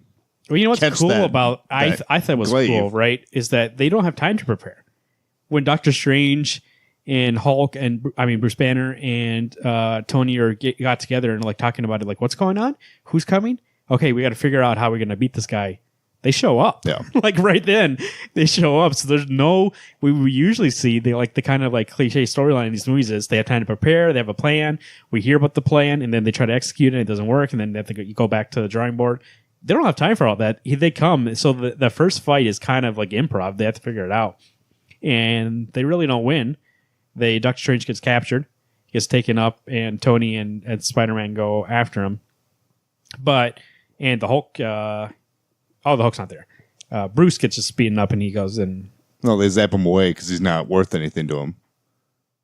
Oh, you're right. I guess he does fight later. He just goes in the park. But yeah, so it's like... I thought that actually that first scene was really cool in that part. Because that's not really the first scene. The first scene... They're on at the end of Ragnarok. They show up at the Asgardian ship, and we cut to that's what happens at the beginning here. Thanos has everybody's dead. They didn't mention that half of them he let half of them survive. Oh, that's right. We don't see who that is, but he just says, "I let that ship go," and he killed everybody else on that ship. And we see him fighting with Loki, not fighting, but torturing Loki while Thor's on the ground. And then Hulk comes out, which I think is smart to have the Hulk come out first and try to fight Thanos, and you see Thanos just beat him down. Doesn't even break a sweat. And you see that he does get a couple good hits in, but Thanos is more than just being strong. He is a skilled fighter, and you could, like, the moves he did on there, you'd be like, this man knows how to fight. Yeah, that was a great fight scene, because it is usually just a thought of, oh, he's just big and strong. No, he had tactic fighting skills. I liked it. And that was one great example of what I about like the Russo brothers action scenes is it doesn't cut away from it. You just get a long shot of him beating him up, and then you're like, it's enough for you to see it happen that it feels more impactful because you see all the hits rather than it cutting when he's hitting. And it makes you, at that point, takes away the first theory for everybody, I think, in that theater being like, just wait till Hulk gets there. And then they take out Hulk, you're like, guess not. Yeah, right. Shit. And then Thor's already on the ground. I mean, Hulk's, he gets so much beat the shit out of that, so much so that Hulk's afraid of coming out. For the rest of the movie. For the rest of the movie. Else. Yeah, you don't see Hulk the rest of the movie. You see him, Bruce Banner, get green a little bit, but then he's like, it's like Try to force him out. Well, remember when the Hulk shouted, "No!" Like, I'm not coming out. Yeah, I guess he did show up for like 2 seconds. Yeah, but like that trailer, the original trailer, misdirect when you see Hulk running because he's not there. Once he obviously he's gonna show up in part 2, but yeah, that part. Now let's talk about the deaths on that ship, though. First 2 deaths of the evening. Loki and Heimdall. Yeah, Loki gets his neck snapped by Thanos, and then what happened to Heimdall again? Got Stabbed in the heart. Stabbed in the heart with that staff. Yeah, that's right. Yeah. Wait. Yeah, that's only 2 deaths. Well, we kind of think Thor dies. We know he doesn't die. Obviously, because he saw in the trailer that he meets the Guardians, but the ship blows up when he thinks that Thor's dead there. Right. And they all get off because they were looking for the Tesseract to get the Mind Gem. And that scene is a pretty great way to start it, just right away. Cold open, and then do we get Avengers Infinity War after that? Or is it before that? It's after. Is it? Okay. Yeah, Well, and like I think it comes actually even a little later than that. Is it right after the ship blows up that they do No, the I think it's Avengers after Infinity War? Tony and Peter get on that spaceship. Oh, really? Is that late? No, I didn't think it was No, that I don't late. think it's that I late. thought it was. I thought it was after like Hulk crashed into the building. Yeah, before they it might have fight. been that. Yep, it was at that. The ship blows up, and we see Hulk going towards Earth, and then he crashes, and then he does Infinity War. Right. Which, by the way, in Infinity Gauntlet, that Silver Surfer's the one who crashes in Doctor Strange's thing, and this one we get Hulk. So it's a nice little Easter egg, I guess you would call it. I don't know what you call it, but tribute, Homage to it. to Infinity Gauntlet, being like, oh, that's that scene from Infinity Gauntlet. And Silver Surfer's like, hey, Thanos is coming. Same thing. Not really the same, but still the same reason. And that's when Bruce, and we've talked about how they don't have time to prepare. And then Black Dwarf and who else? Ebony Maw. Yeah, come down to get the time gem from Doctor Strange so they know it's there. And a fight scene comes out. I really do like that action scene too. The action scene is good. Yeah. Which, by the way, this movie lives and die in action scenes. And if you're going to go into this movie thinking that it is like a Black Panther that's kind of slow and has a overarching plot that is, this is going to sound bad, but I don't mean it that way. That is meaningful. That is in this movie. That is not a Spider-Man, which like has ebbs and flows where it's just like a rise in action. The whole movie is Adrenaline pumping movie. It's just like us at the beginning when we were humming that theme song. It's all peak, and it's all like Jesus. I think for most of that movie, I would find myself literally at the edge of my seat, and I'd be like, okay, I got to step back. Like I would really get into it and be tense. Then that's where the humor was really great in that movie, is that you can't be tense the whole time, so they pop in that humor and it makes you laugh. Like, oh, okay. These are I remember these guys. I like these guys. Everything's okay again. Especially, and that's where the Guardians come in. There's a lot of humor there. And I think it's really neat in this movie because it is kind of dark with everything going on. So I thought that was a great part of there. And I think the Russos have a good ear for comedy.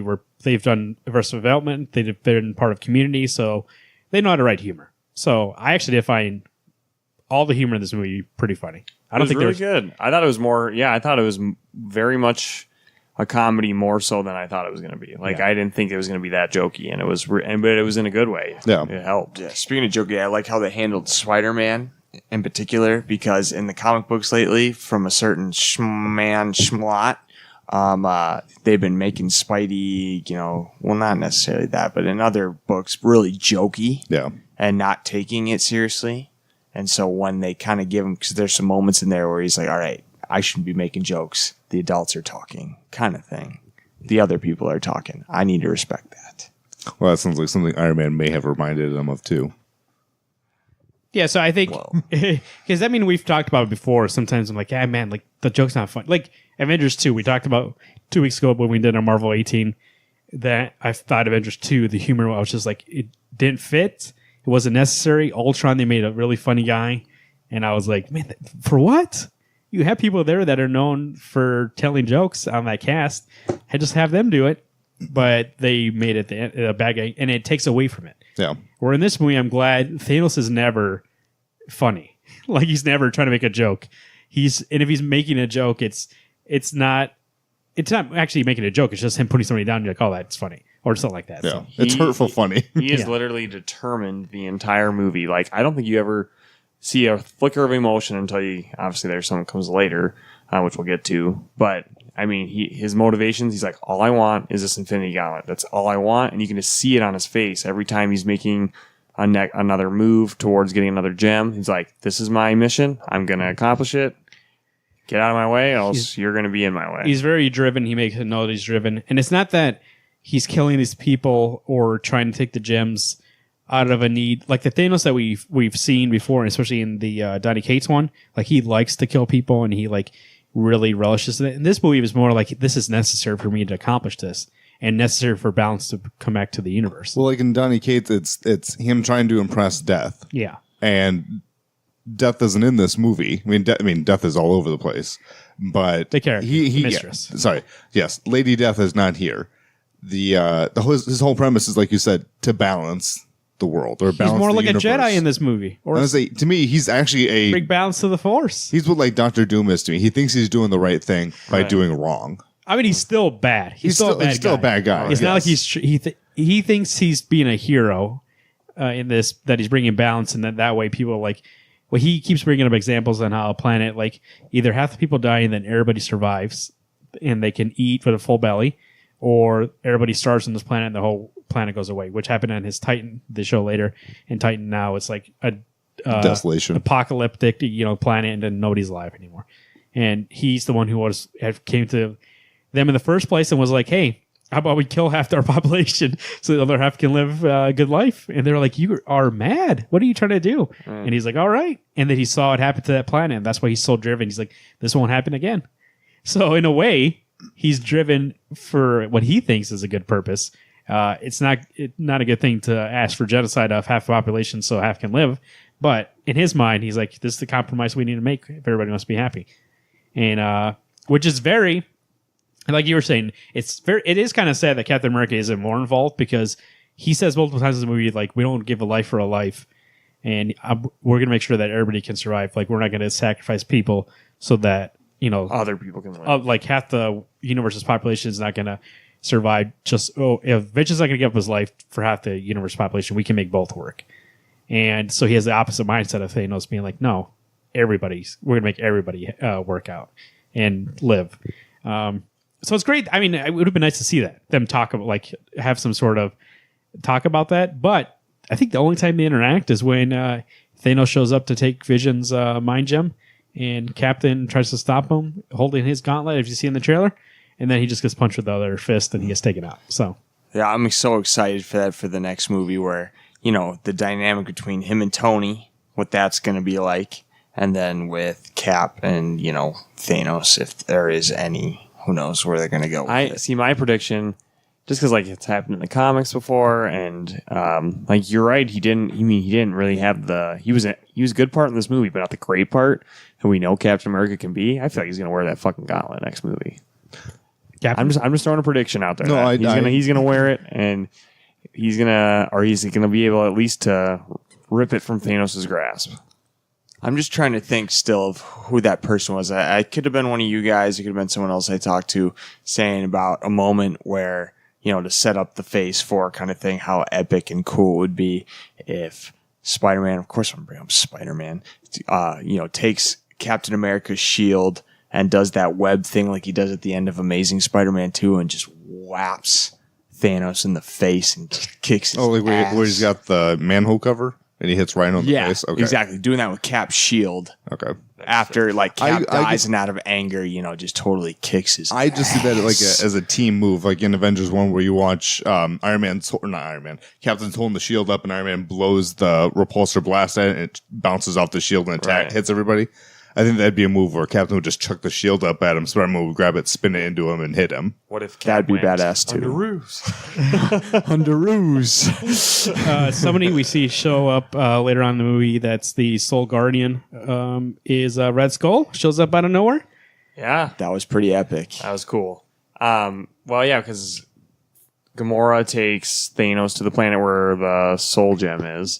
And yeah, that's where he shows up and it looks like a Reaper, a Grim Reaper almost, and then turns out to be him. And that's my two things in this movie. I was like, who's gonna die, and where the hell's Red Skull? And he showed up, and I was like, fuck yeah. And see, going back to when I hinted at Secret War before, I was saying that how Red Skull got absorbed by the cube. Okay, and so that was where I was kind of thinking, that's where this pretense of Secret War could take place, that he gets sucked into this cube because there was Does he get sucked in the cube? I don't think so. Yeah, he gets transported. He grabs the cube in First Avenger and then gets zapped or kind of disintegrated away. It transports him. It opens up a portal. Yeah, to space. Well, exactly, and so that's why they would transport them. But the cube's still there and it drops down. Yeah. Yeah, but it transports him to space. You see the world tree. Yeah, it disintegrated him away. But that's what I'm saying. I'm gonna pull that shit up. Transport him to the world for Secret War. Because he's screaming in pain. No, guys, he gets transported to the planet they were on. That's why he's been there this whole time. Yeah, no, I agree with that. I'm saying that's what happened. That's the actual plot. Yeah, I'm not. He didn't disintegrate. He got just like Thanos has been using that stone to travel everywhere. Does he scream every time he's holding it? No. What? Why would he scream every time he's holding it? That's what I'm saying. Is that when he's holding the cube, Red Skull screams in pain. If you're just getting teleported from one spot to another, you don't go, oh my god, this hurts like hell. I think it was more like, no, my plan is foiled. No, he's holding. He tries to activate it, and that's the reason why he comes on and he gets disintegrated. Very good. You're right. He teleports. That's why. You should have watched the movie before you saw Infinity War. Maybe. So what I was can't tell, but I'm so what I was saying, people, is that yes, transported whatever. Gets transported to the Secret War world. Vormir, whatever it was called. Vormir, yeah. Voorhees, Jason. It was the Friday the 13th planet. I don't think they go that route though, because it just takes away from the Infinity Gauntlet story. Well, no, that's what I was speculating before I had seen the movie. How would you even know about that though? Well, for Red Skull, we know Red Skull is alive. Because if you didn't think... But you didn't know they were going to go to a planet, find him as a Soul Guardian. How are you speculating that before the movie? I think this is bullshit. No, when he gets transported into the cube, because we all know the Secret War storyline existed. And that based off him getting sucked into the cube, that gets sucked into the world where Secret War would take place. Anyways, back to the movie. So Red Skull shows up at that planet, and Gamora gets... she has to... Red Skull's like, hey, if you want the Soul Gem... You have to sacrifice a soul for a soul. And Thanos looks at Gamora. Oh, something you love. Yep. Something that means more to you than you. And she starts laughing because she's like, you don't care about anything. I thought that was so awesome that she's like, finally like, ha, you can't fucking win. Like you don't love anything. Because if you did, then you'd have that stone. You'd be able to get it. But you can't because you don't love anything. And then you just see Thanos being quiet, just like... tearing up, which is actually kind of great because we've seen Thanos before just be ruthless and be an evil guy, especially the Donny Cates run that we just saw, and I mean he's kind of portrayed that way sometimes. But then the Jim Starlin kind of version is kind of an anti-hero, not a guy who, I mean, that's what kind of, if you think about it, he is trying to do something in his head, in his crazy head. He is trying to do something for good. So, and he does care about her. So when that happens, then he starts crying. And she's like, why are you crying? And he's like, because, what does he say? I'm thinking. Red Skull says, those tears aren't for him. Oh, yes. And he turns around, takes her, and throws her down there. And the only thing I don't like, so you see her falling down. And I understand this thing's PG-13. But then it just cuts to, she's at the bottom. And I was just kind of like, there's no really like... She would have exploded on contact. Well, I thought that it kind of lost a little impact on that moment because she's falling and then we just see her at the bottom. And for me, it kind of seemed a little weird. But anyways, you see her down there. Soul Gem comes up. He gets a Soul Gem. He moves on to the next one, which... Are you going to make a noise, though, that her skull's cracking? And yeah, but it's show her hit the ground. But it's kind of like when you watched Amazing Spider-Man 2. You actually got to watch Gwen Stacy's head hit the concrete. Yeah, she fell. And she bounces back up. So, I mean, it's one. how would that have been? We saw where you hear just a thump. That's what I mean. Like even in Civil War, we see Rhodey hit the ground, and that's why I don't understand. We're like, we don't get to see him hit the ground. Maybe it's something they'll edit into the DVD so you can. And not that like I'm trying to be sadistic here and I need to see it. I'm just saying it seemed like a weird cut to all of a sudden be like, out of all the atrocities, yeah, and like violence this movie's that's really happening. violent and doesn't cut for anything. And then at that point they said, "Hey, we're not going to show you that though." Like we'll show him literally choke the life out of Luke and his face almost explode, but she's not going to hit the ground. Like that's what I thought was weird. Like they kind of pulled back, but it makes me wonder how much of that really has to be being thrown down that well. Maybe it's so far down you don't hear the thud, or maybe it's one of those things that it's the I don't know the right word for it to be. The shit. What do you call it? It's not magic necessarily. But it's just that the sacrifice has been made. There's not a sound that's ever made. It's just you've met that criteria. It's done. So you don't have. There's nothing that happens. She's just gone. Oh, by the way, speaking of bad directing, because I didn't like that moment, and I didn't like. I thought you were saying mine was bad direction. I thought what? The action scene I don't like is the one in Scotland when they're fighting in the train station and it's all dark. You can't tell what the fuck's going on. I was just like, man, this is it. Mostly because I feel like, and there's probably a way to verify this, but I feel like that second unit directing, like it's not the Russos directing that part, and they were just like, oh yeah, get some shots, and then they came back to like, ooh, what are we gonna do with this? Okay, just put the CGI up close. You can't see shit. So there's a lot of like those characters aren't like they had to place them that close to the lens because they were all CGI. And I don't understand why you don't move them back a little bit. Because we saw the Thanos fight scene, him and Hulk. It was far back. You saw it all. We just got done with the New York City fight scene, and we saw it all. They weren't close. And then we get this. And I was like, oh, okay, what's happening? Like, is this how the rest of the movie's going to be? Is it getting, like, more, like a different direction? Did they somehow decide, we're going to do this instead? But then the rest of the action scenes are fine. You can see everything. So I find that scene a little out of place and weird. It feels like somebody else directed that scene. Plus, I didn't really get why they had to be in Scotland. And they like put in basically Scarlet Witch and Vision 2, where it was like, we've been here for 3 years. But they tell you that they ran away, they left, right? And that they told Captain and Black Widow, well, we just want to get away for a while and try not to make a scene. Well, unfortunately, we got found. It kind of felt like Harry Potter in the Half-Blood Prince, or no, Harry Potter and Deathly Hallows Part 1, where Remus and Tonks show up, and they're together, and Tonks is gonna have a baby. It's like, okay, well, in episode 5, in Harry Potter 5, it's like she's a punk rocker and he's an old dude, and now in this movie they've changed characters. Yeah, basically. The Doctor Strange in this movie actually I do like a lot. This is the first time I felt like, and that if you go back, when the movie came out like 2 years ago, right? November 2016. So, and we saw in that movie, he actually advanced pretty quickly because he wanted to. Like, that's the way he is. He has to be the best of the best. So now we're 2 years in, and I felt like this is the Doctor Strange that I'm used to seeing that, like, is so good at magic. Like, that Jonathan in that Avengers run, that's how powerful he is in that. I feel like that's how he is in this movie. Like, he is really powerful. Obviously, he is the Sorcerer Supreme. Yeah, he is. Like, he's worthy of that title. Do we know? No, that's not actually a fact, is it? Or as long as he's got the Eye of Agamotto, he's the Sorcerer Supreme. Or since the Ancient One died. Because he's protecting it, yeah. Okay.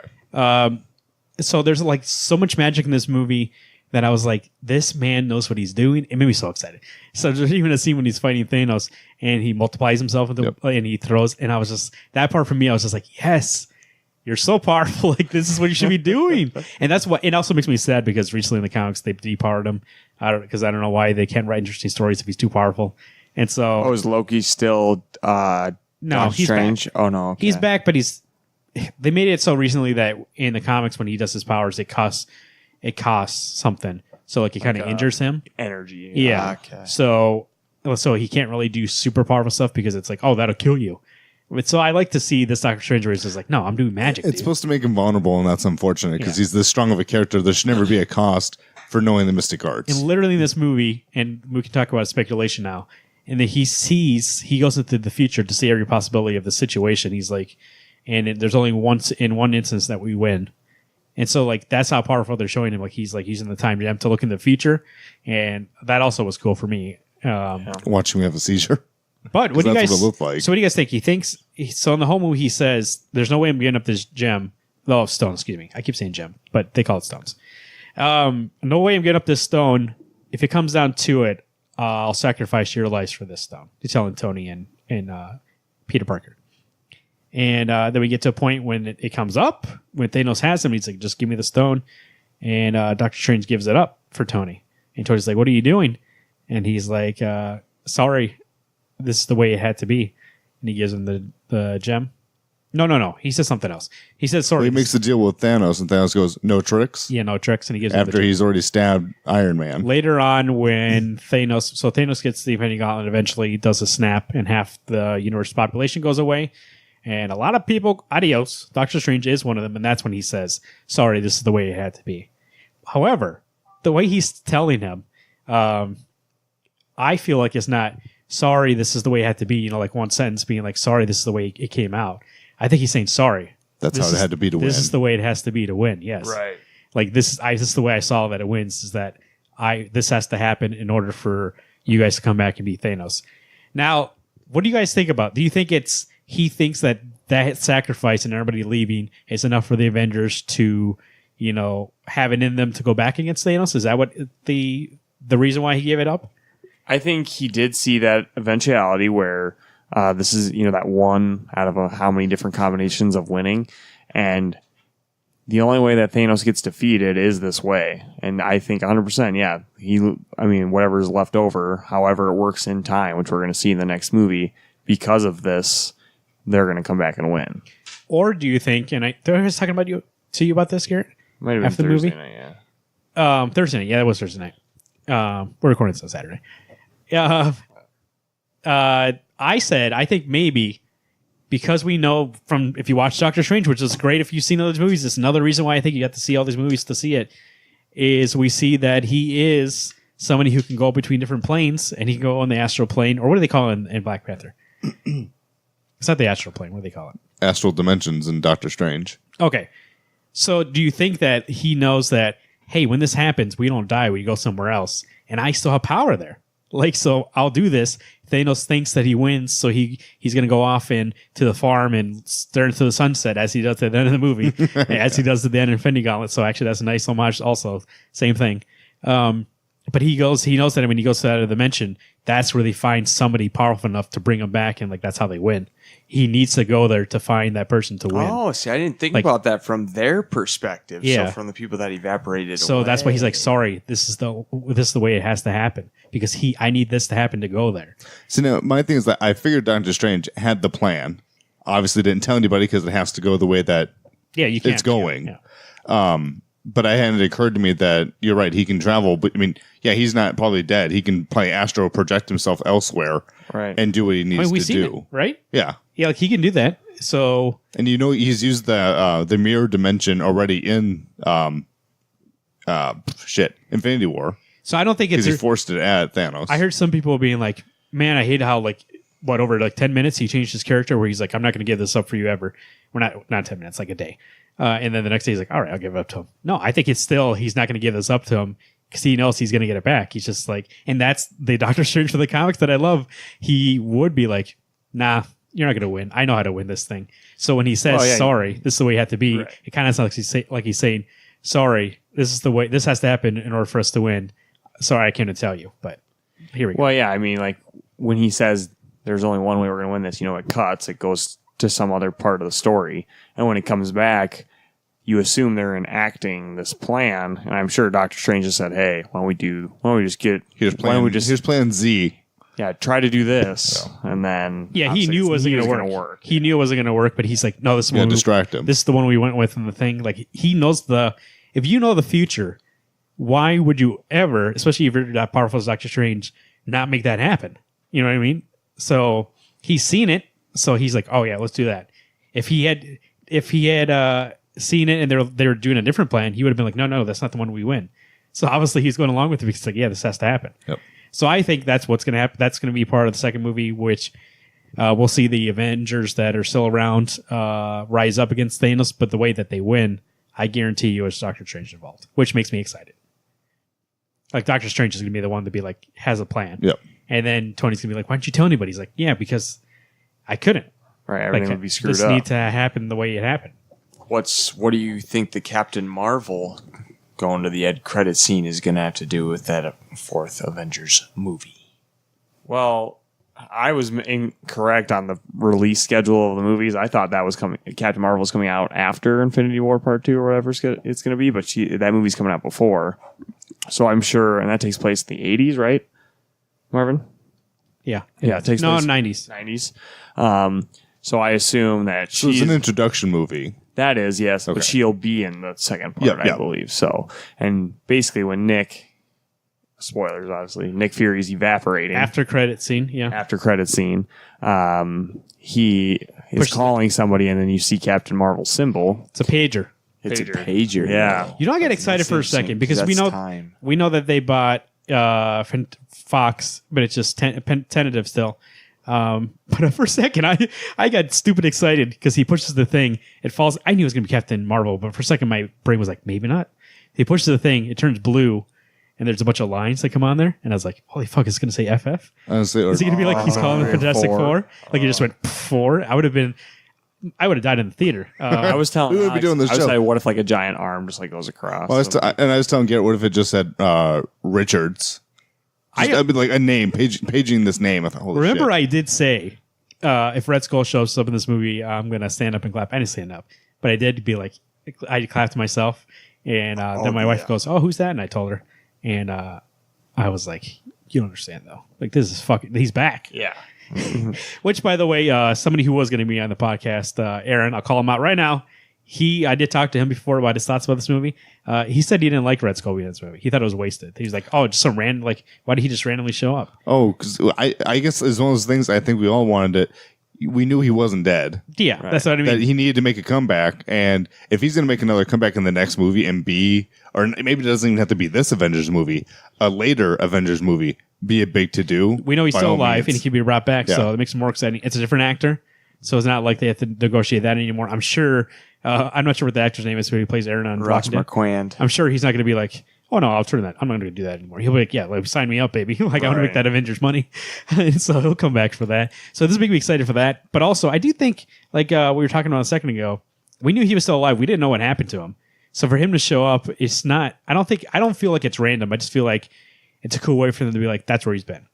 Yeah, and I love that perspective of the story. Like, you know, right before Steve gets frozen, obviously this is when it happens, Red Skull gets transported to this planet.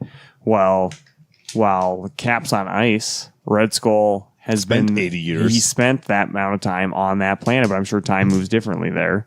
Because he was like, I mean, he's hundreds of years old now.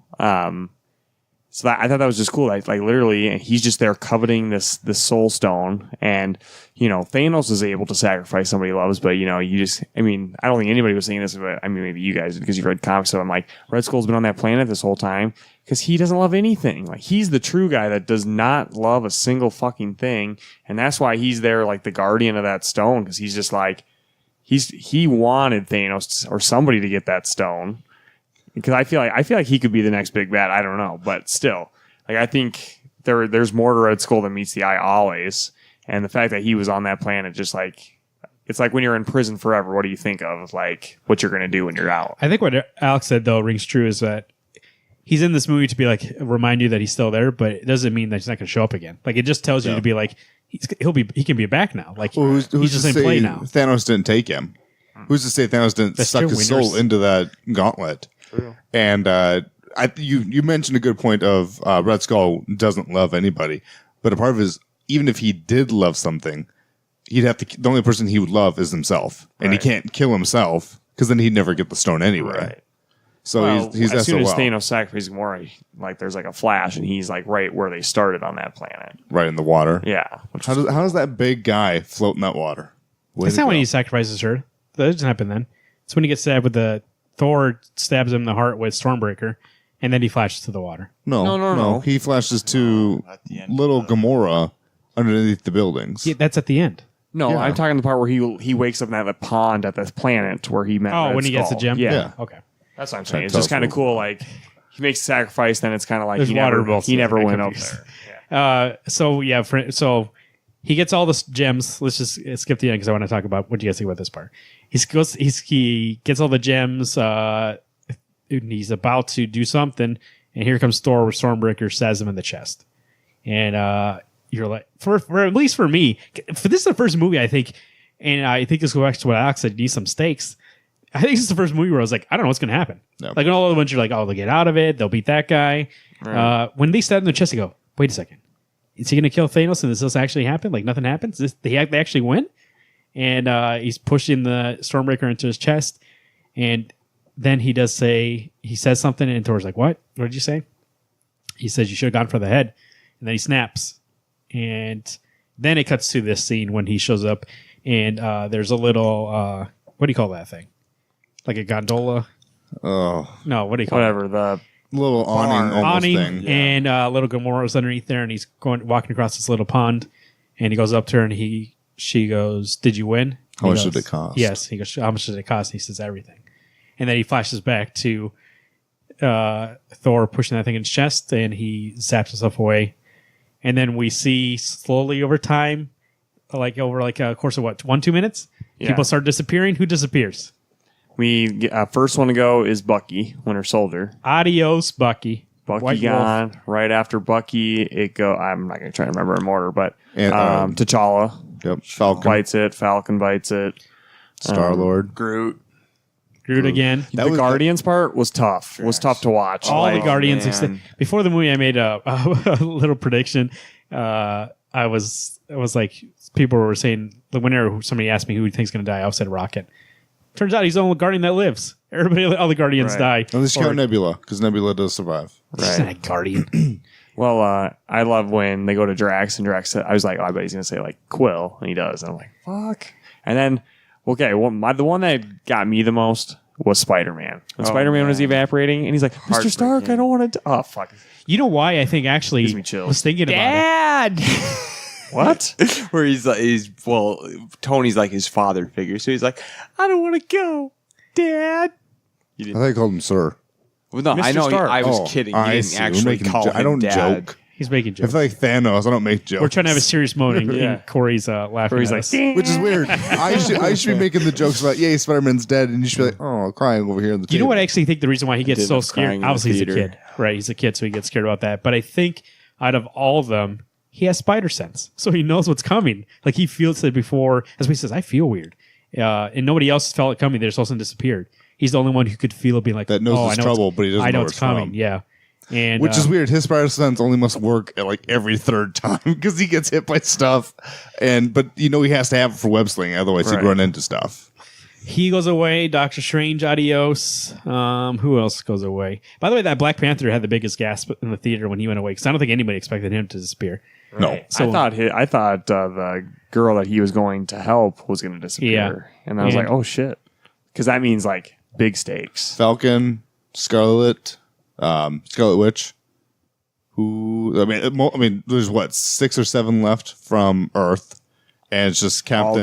All the original are still in it. Just Tony, right? Tony and Nebula Nebula. are left on Titan, and on Earth we have Captain, Thor. Thor, Widow. What's Black Widow.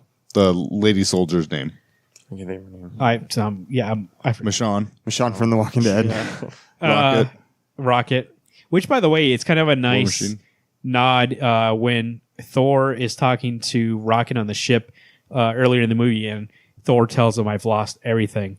He goes, "What about you, Rabbit?" And he goes, "I have everything to lose." And he loses everything at the end of the movie. Like he literally tells him, he's like, "Man," he's thinking about it, he goes, "I have everything I can lose. Like everything that everybody that I love, if like I could lose them," and he does.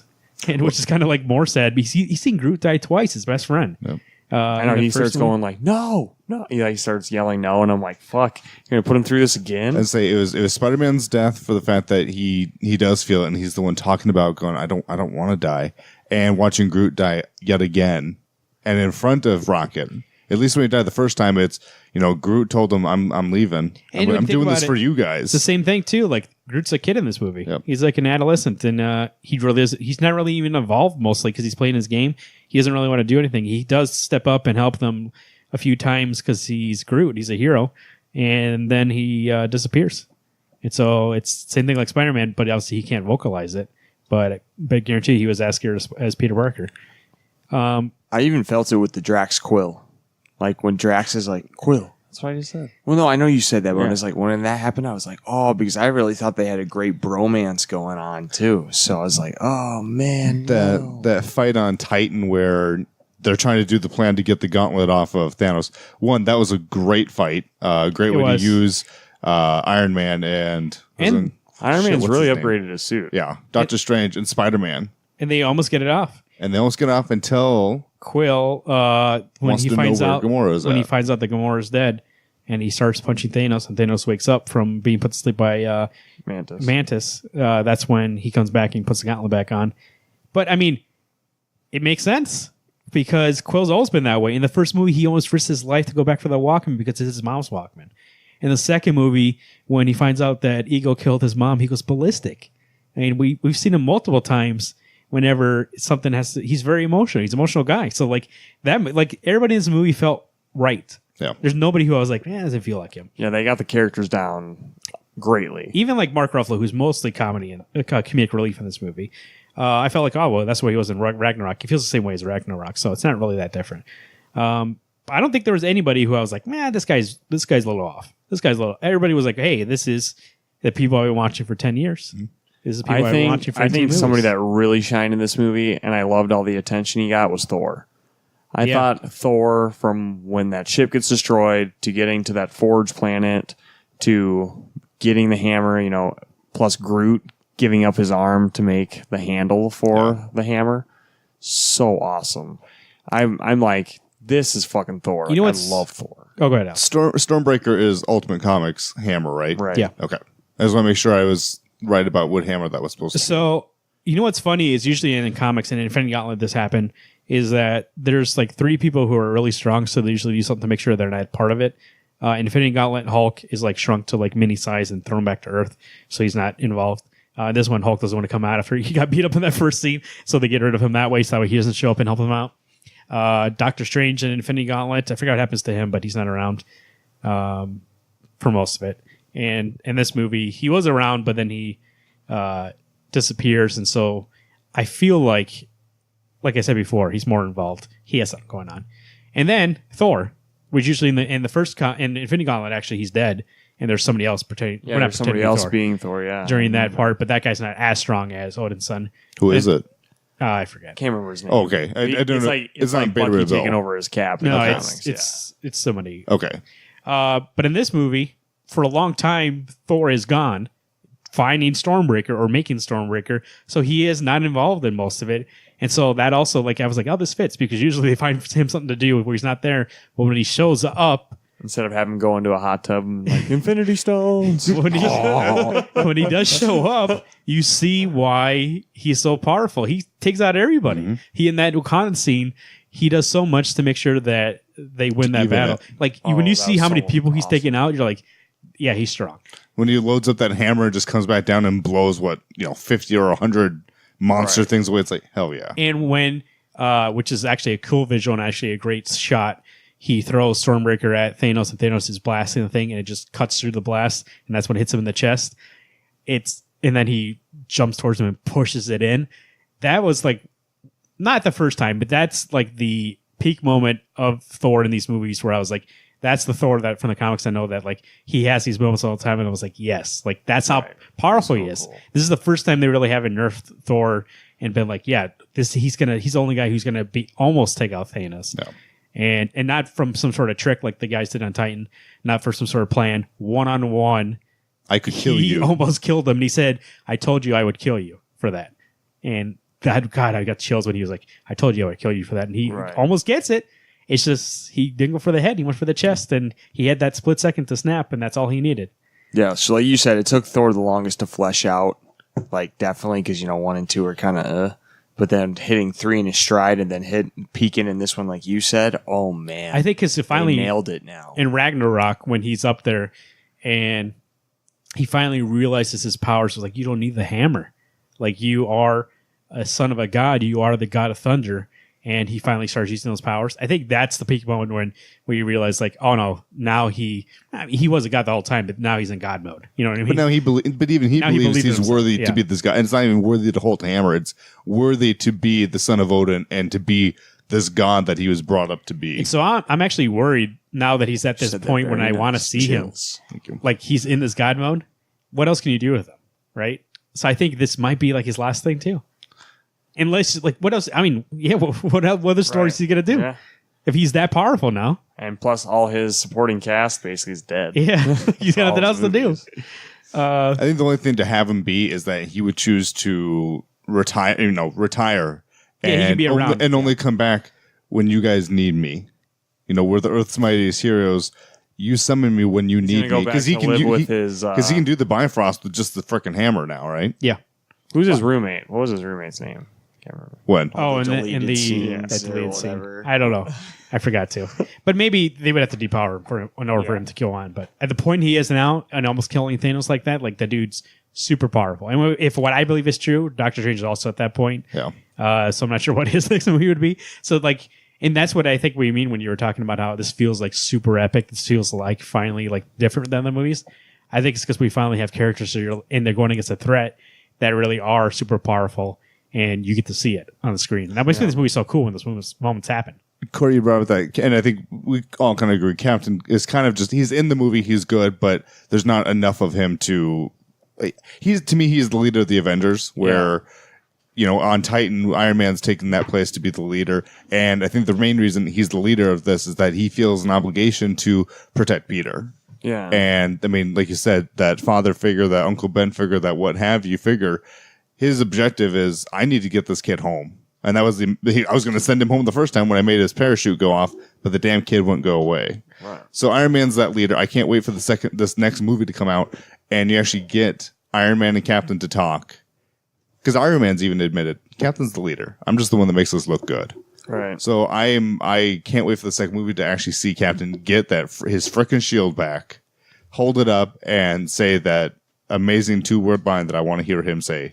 That's what I'm hoping. That's what I'm hoping. Why? Okay, so they kind of saved some of his gusto to kick some serious ass in Avengers 4. Yeah, agreed. Do you think that's when they use it? Is that they find some way for everybody to come back and everybody's back, and they're going against Thanos, and he just holds it? Yep. They're all finally on. He's going to hold it up like he normally does. I just got goosebumps. He fucking like flash a light like, he goes, like from the sun. Assemble. And they just hear dun, dun, dun, dun. Oh, shit. And then they can finally do the run. And Hulk will be brave enough to come out and they'll all just do this one super massive 40-person charge. And I think my hope would be if they were to bring back the heroes, bring back the Black Hand, and let this fight go down. Let those 5 versus the 30 heroes. Huh? The Black Order. Black Order. I keep calling them Black Hand. That's why I was like, please talking about? 2 of them are already dead. All 4 of them are dead. Yeah, I know. 4 of them died? Yeah. Oh. Glaive got stabbed in the chest. Proxima Midnight got killed by Black Widow. Ebony got thrown into space. I'm sure he's dead. Yeah, he's dead. And who's the Black Dwarf got destroyed up against that shield. Right. So it's one of those things. I would love to have seen a little bit more fight with them. Yeah, some of the fights were good, but like Ebony Maw just kind of got gone. He seemed to be such a threat that he couldn't pull himself back into the spaceship. Yeah, that I was like, oh, okay, whatever. One of my favorite scenes, and this is the scene that I actually had forgotten, that Thanos went to Xandar and destroyed Xandar to get the Power Stone. I was too busy watching the Reality Stone going, this shit's fake. Oh, that's actually cool because that's a great scene. It is, and they set up Nova because the way Richard Rider gets his powers is Xandar gets destroyed and the Nova Force all goes into Richard Rider and he's Nova. So it's a nice subtle way to be like, hey, Nova's coming. But you would have to know, like, that's how his origin is. That awesome. I mean, that's how he the reason why he gets all the powers because they Xandar gets destroyed, and All the power force goes to him. the force is like, we're going to go to Richard Rider, and it all goes into him, and that's why he's Nova until the Nova Corps comes out. So you're saying Nova's got Glenn Close inside him? He's got and John C. Reilly. I like that one scene a lot for the main fact that you get earlier before you get to nowhere. It's nowhere, right? Yeah. That they're on. Gamora's talking to Star-Lord and goes, I know something that Thanos wants to know. If he gets me, you need to kill me. And he's like, I can't do that. You have to. And he's like, fine, I'll do it. So then you get on to nowhere, and Star-Lord has his gun out, pointing it at Thanos, and she goes, you promised. So he points at her. She's got welled up tears. You almost think he's not going to do it. I almost thought he wasn't going to do it, and then he shoots bubbles. And Thanos, oh my gosh, Thanos is so good in this movie. He goes, I like you. And he leaves him. And then lets him live. Yeah, at least lets him live because he's like, okay, you'll live. Because even though he's not as ruthless as we usually see him, he is kind of a guy who has rules in a way. He's like he respects people who are willing to do what needs to be done. It made sense for him and his character to he'd be like, yeah, you can live. He's like, you have what it takes to survive. Like, that's the whole reason why he's doing this. He goes, I want people to be able to survive in this world that are survivors, and so he does survival of the fittest. Let me cut out these people. And then maybe it was because Star-Lord got 2 punches at him, and he's like, "Man, just kidding, you're fucking out." Well, dumb question. Does he doesn't control who goes away, right? No, I mean it's just chance of who goes. Okay, Right. Because that's the one I want. I wanted Star-Lord to stay so that he got a second round to go up against Thanos. Because that's one of those things. I thought, man, I would just go Can I berserk. get another shot?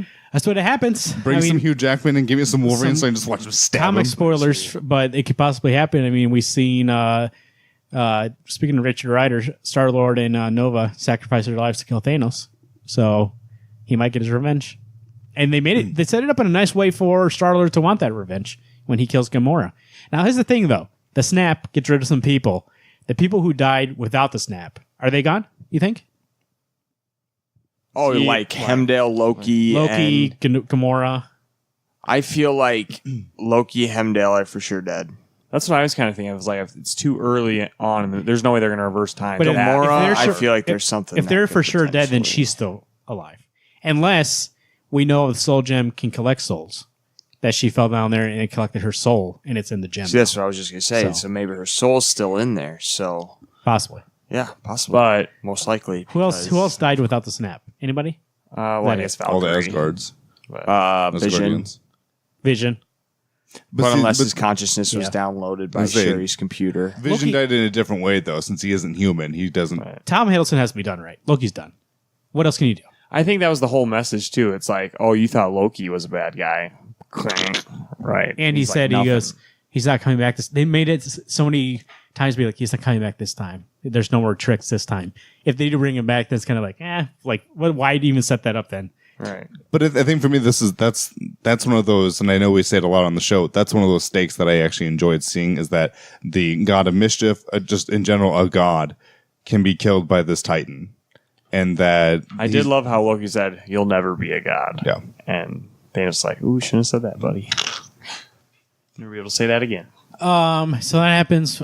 What else? There was some else stuff I was going to speculate about, but so what do you think? Oh, we already talked about that. Well, I got one thing to Yeah. speculate about quick. Going back to that Captain Marvel end scene, just because I saw a comment about this and I wanted to get this out there. So the fact that Nick Fury is using that pager, I saw some speculation that means Fury can travel back in time, potentially, and that Captain Marvel is actually talking with the future Nick Fury, and they can communicate between dimensions. Oh fuck! And that way, Nick Fury. That's why that device was like, Yeah, kind of looks like that's a why pager that's why he's like, using a pager, because like at this point you could update to a cell phone. You're not going to keep a pager. which would from make sense the why 90s. she couldn't be destroyed. Then as she's in Yeah. a different timeline, because I mean, she would have the possibility of being destroyed too. And so that's from the how snap. she could have a big possibility of saving the future by Nick Fury communicating something about the future and telling her in the past to change the future. Well, that's cool. Damn, I didn't that think is about sweet. that. That's a cool layer. See, I didn't know. I guess I didn't know she can time travel too. I guess they all can time travel. I don't know. Is that- I don't really know her okay. ability. I just feel some way. Someone speculated. I saw this on a comment somewhere that And I'm think Marvin researching. Well, I was going to ask Marvel. Oh, what's Captain Marvel's powers? Oh, she has flight, super strength.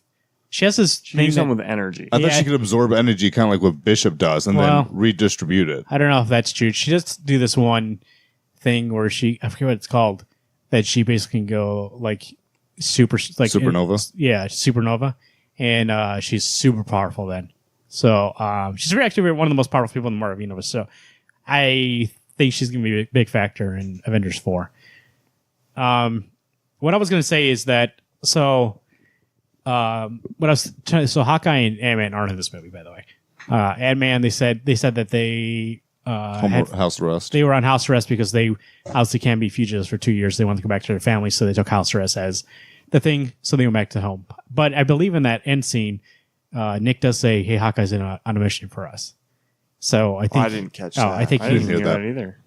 I think he is on a mission. But how do you you can't have them away for Avengers 4, right?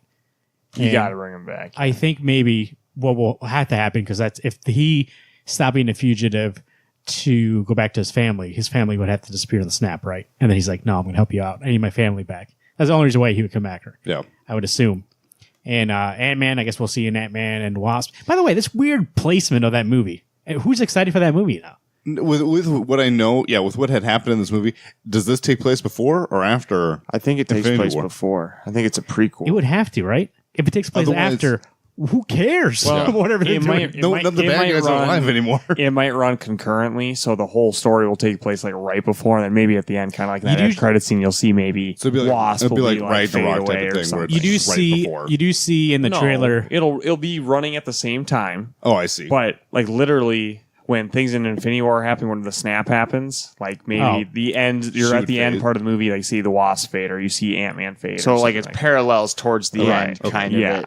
Okay. Different. You do see in the trailer for Ant-Man, because they said he's on house arrest. In the trailer, he does have an ankle bracelet, and they show it, make a point of it. So you're right; it could take place at the same time because he's Right. supposed to be in house arrest. Because that was my only question. Is, you're right. What the hell would happen? Otherwise, to them? who gives a shit? Otherwise, these two characters are the only heroes left in town. Because it sounds like Ant-Man the Wasp is like trying to stop Ghost. What is it, Ghost? Ghost. And so if that's all happening, Ghost probably like, hold a second, people fucking like, what's going on here? Wait, where'd you guys go?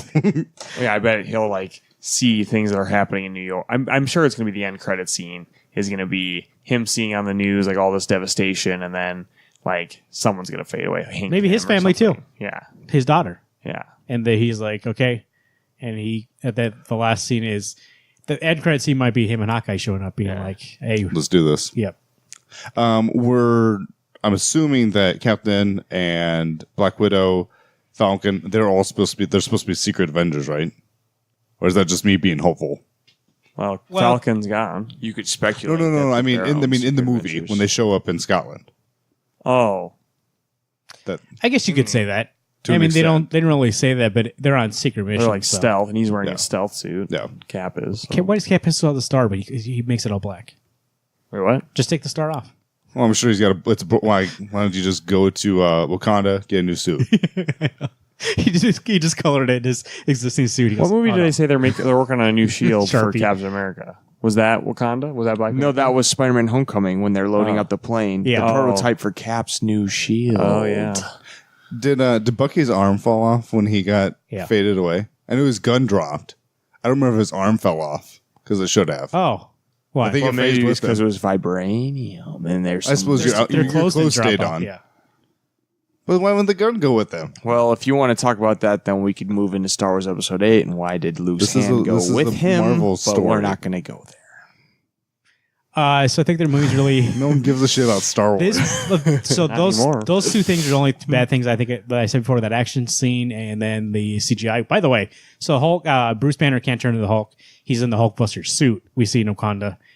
The worst CGI I've seen in my life is when he pops up in that hood and you see his head and you're like, Jesus, fuck. It's just like does no, look just like, did he cut off his head? And he's It looks like floating in? Obadiah. It looks, in the it looks first like one. Jeff Bridges Yeah. from Iron Man. He's just cut off and he's just sitting there. You got rid of my my targeting system, Tony. I like we still. Yeah. Though I think the only one that I actually noticed, and you're right, you're bringing up the Spider-Man one, you're bringing up the Hulkbuster. Now that I think about it, yeah, those did stick out. The one that got me was when Thanos first goes pick up Thor on the ship, and like his fingers just kind of disappeared. It's like, How are you holding him now? You don't have fingers. Yeah, well, I mean, noticed the it was Spider-Man dying. Iron Man, Iron Spider or whatever. It looked like he was from the Ready Player One movie. Like that's the kind of CGI, like kind of the realistic video game-ish CGI. I would hope that since Part 2 or whatever they're going to call Avengers 4 has 2 years until it comes out. No, it's next year. I know, but when they filmed it whatever last year. Yeah, and then they had a year for CGI for this movie, but then 2 years for that movie. Oh, it's all filmed already. Maybe we won't have that issue anymore. It's been a real recent issue with that because before I thought I've never had any issue like Guardians. There's no bad CGI, I don't think. And then I noticed that Black Panther had bad CGI, and then I was Winter Soldier's got one not bad CGI, but I notice every time I watch it, it's Peggy's face when she's older. Oh yeah, where it's kind of off. They were trying then, and then but later when you see it, it's fine. They perfected it with Ant-Man. Yeah, with Michael Douglas. So that one comes out. We have Ant-Man and the Wasp coming out in July, right? Yep. And then next March we have Captain Marvel, which will come out. Which that's going to be a long period of time before that comes out. Like it's a huge gap with no Marvel movie. I think they're going to do it just like Black Panther, where it sets up immediately. Well, I know. It's going to set a lot of intensity. But from July to March, we've got 8 months of waiting. Right. Yeah, and then we have March, and then 2 months of waiting. Which who knows? They might bring it up to April again, just like this year. But we're going to give a rating here. I was going to go 10 out of 10, but those things do bother me enough to be like 9. I don't think actually it still is not. It doesn't hit that number 1 slot. I think that's still Winter Soldier for me. I think it's like a good 2 or 3. I've decided that this movie I can't relate it to any of the other ones because it's so grand and so big that it's in its own list. You split a timeline? You split it up? I've got the time, Jim, right here. You have 18 movies and then Infinity War. That's kind of where it is for me. It's that all these other movies brought into this big movie. I see what you mean. That I can't just go, Winter Soldier will most likely always be my number 1 MCU movie, but I just can't go, Infinity War isn't better than Winter Soldier, but it's not worse than Winter Soldier. There's things that I really did enjoy, and the things that, they kind of bug me, they didn't take away from me really enjoying this movie. I was emotionally invested, and there was parts where, like you were saying, Marvin, you don't really notice that you're on the edge of your seat until a comedic moment happens. You're like, holy fuck, I'm about to fall off my chair. You got to slide back in. You're like, damn, I just was so caught up in what's going on. Was on Alex screen. punching the air? Alex, this is probably the calmest I've actually been. Megan was a friend of ours, was in the middle of me and Alex, and she probably was just like, stop fucking moving. Because usually Garrett and I sit side by side so that there's a buffer between me and any other stranger. Yeah. Because I this is one of the first movies I really didn't get a jerk of my arm moving and blocking stuff. I was just like, yay, so excited. If you're listening for the first time, Alex likes to, when somebody punches on screen, also try to punch in his seat. To be fair, I have never punched anybody in the back of the head. But you're doing a fake punch. All the Spider-Man stuff, when he got the Iron Spider suit, I just wanted to reach over, and Corey was a chair and a half away from me, but I got 3 foot long arms. I just wanted to reach you and go, yeah. I am going to give it a 10 because like I said, I was entertained the entire time. I was sad. I was laughing. I was in awe. I was with Thanos. I thought Josh Brolin, very hard nowadays for superhero movies to get awards, but I think Josh Brolin deserves a freaking award for his role in that movie. I mean, he killed it. He did so good.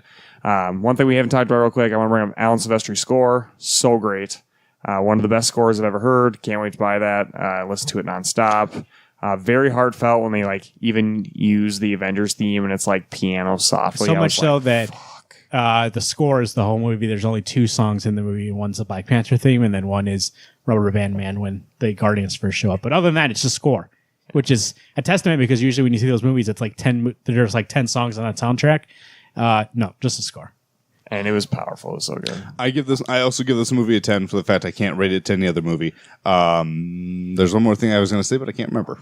I'm going to give it a 9, and that's just because I need my Cap emotional character equivalent. You know what? I didn't have that issue, but you bring it up and actually do agree with you. It does bug me now that I think about it that he actually just was. He has a smaller part. He was just a it's like force Civil War of action. 2, where he's just standing there and he's just a force of action to actually in character. But I feel like this movie is a part 1. I know they're saying it's not a part 1. The next movie is just a sequel. It's a part 1. And that's why it has that feeling. That's why I'm going to give it that 9. And then that way, the next one, it's just because the next one actually is the end chapter of the book. This was the beginning of this epic grand opera. And you know what? That's what I say too when I talk about Star Wars. I'm always like, I like Empire Strikes Back a lot, but on its own, I don't think it really works. And I think we need the second part of this for me to be like, this thing is like, to realize what this means. Because if we get the second movie and everybody comes back and they beat Thanos and it's just like, oh guys, we're back, and like nobody stays dead and they bring back Loki, they bring back everybody. Doesn't it ruin it then if everybody comes brought back? With the outcome that came in this movie of, most everybody disappearing, in the next movie there needs to be deaths. I mean, some sort of. I think they need to come back, but then whatever happens from that point on of coming back is final. So retcon, bringing them back from wherever they disappeared to, if that is the case, how it's going to be, then from that point on, deaths are final. I think that's the thing, is that this movie, yes, these deaths as right now, from what I know, are final. They just disappeared. As a comic book reader and talking with you three, I know that's not going to be the case. I know that there's going to be an outcome where these characters are going to come back. But when they fight Thanos and the Black Order one more time, or if that's even the case... Black Order's dead. They're going to get... I guess if the time goes back. See, and that's why if it's the Captain Marvel thing and something happens that it changes everything... Potentially. So it's just one of those things that I need to know that these characters can die, because that was my big fear about this, is that, gosh, what happens if you kill Iron Man off? Are you going to lose that fan club that's going to see this movie? I don't think you will. I think we're all in love with these characters, but the whole movie, all I had were goosebumps going, oh my God, is someone going to die? Well, they're just going to replace the character. I know. Fans respect a creator that respects the fans, because if you honor those deaths that you have given in, and you're not just making it a popcorn puff piece where you just bring somebody back for the sake of, hey, we want all our people back, then that's where you lose me. But if you actually have these people die and have it mean something, and because of that you don't just bring them back as a moneymaker, that's when you're respecting the fans. Agreed. I can read this quote from this book from John Trumby, The Anatomy of Story. I always tell Alex this, and usually he shakes his head, but I think it applies to what Corey was just saying. Sorry.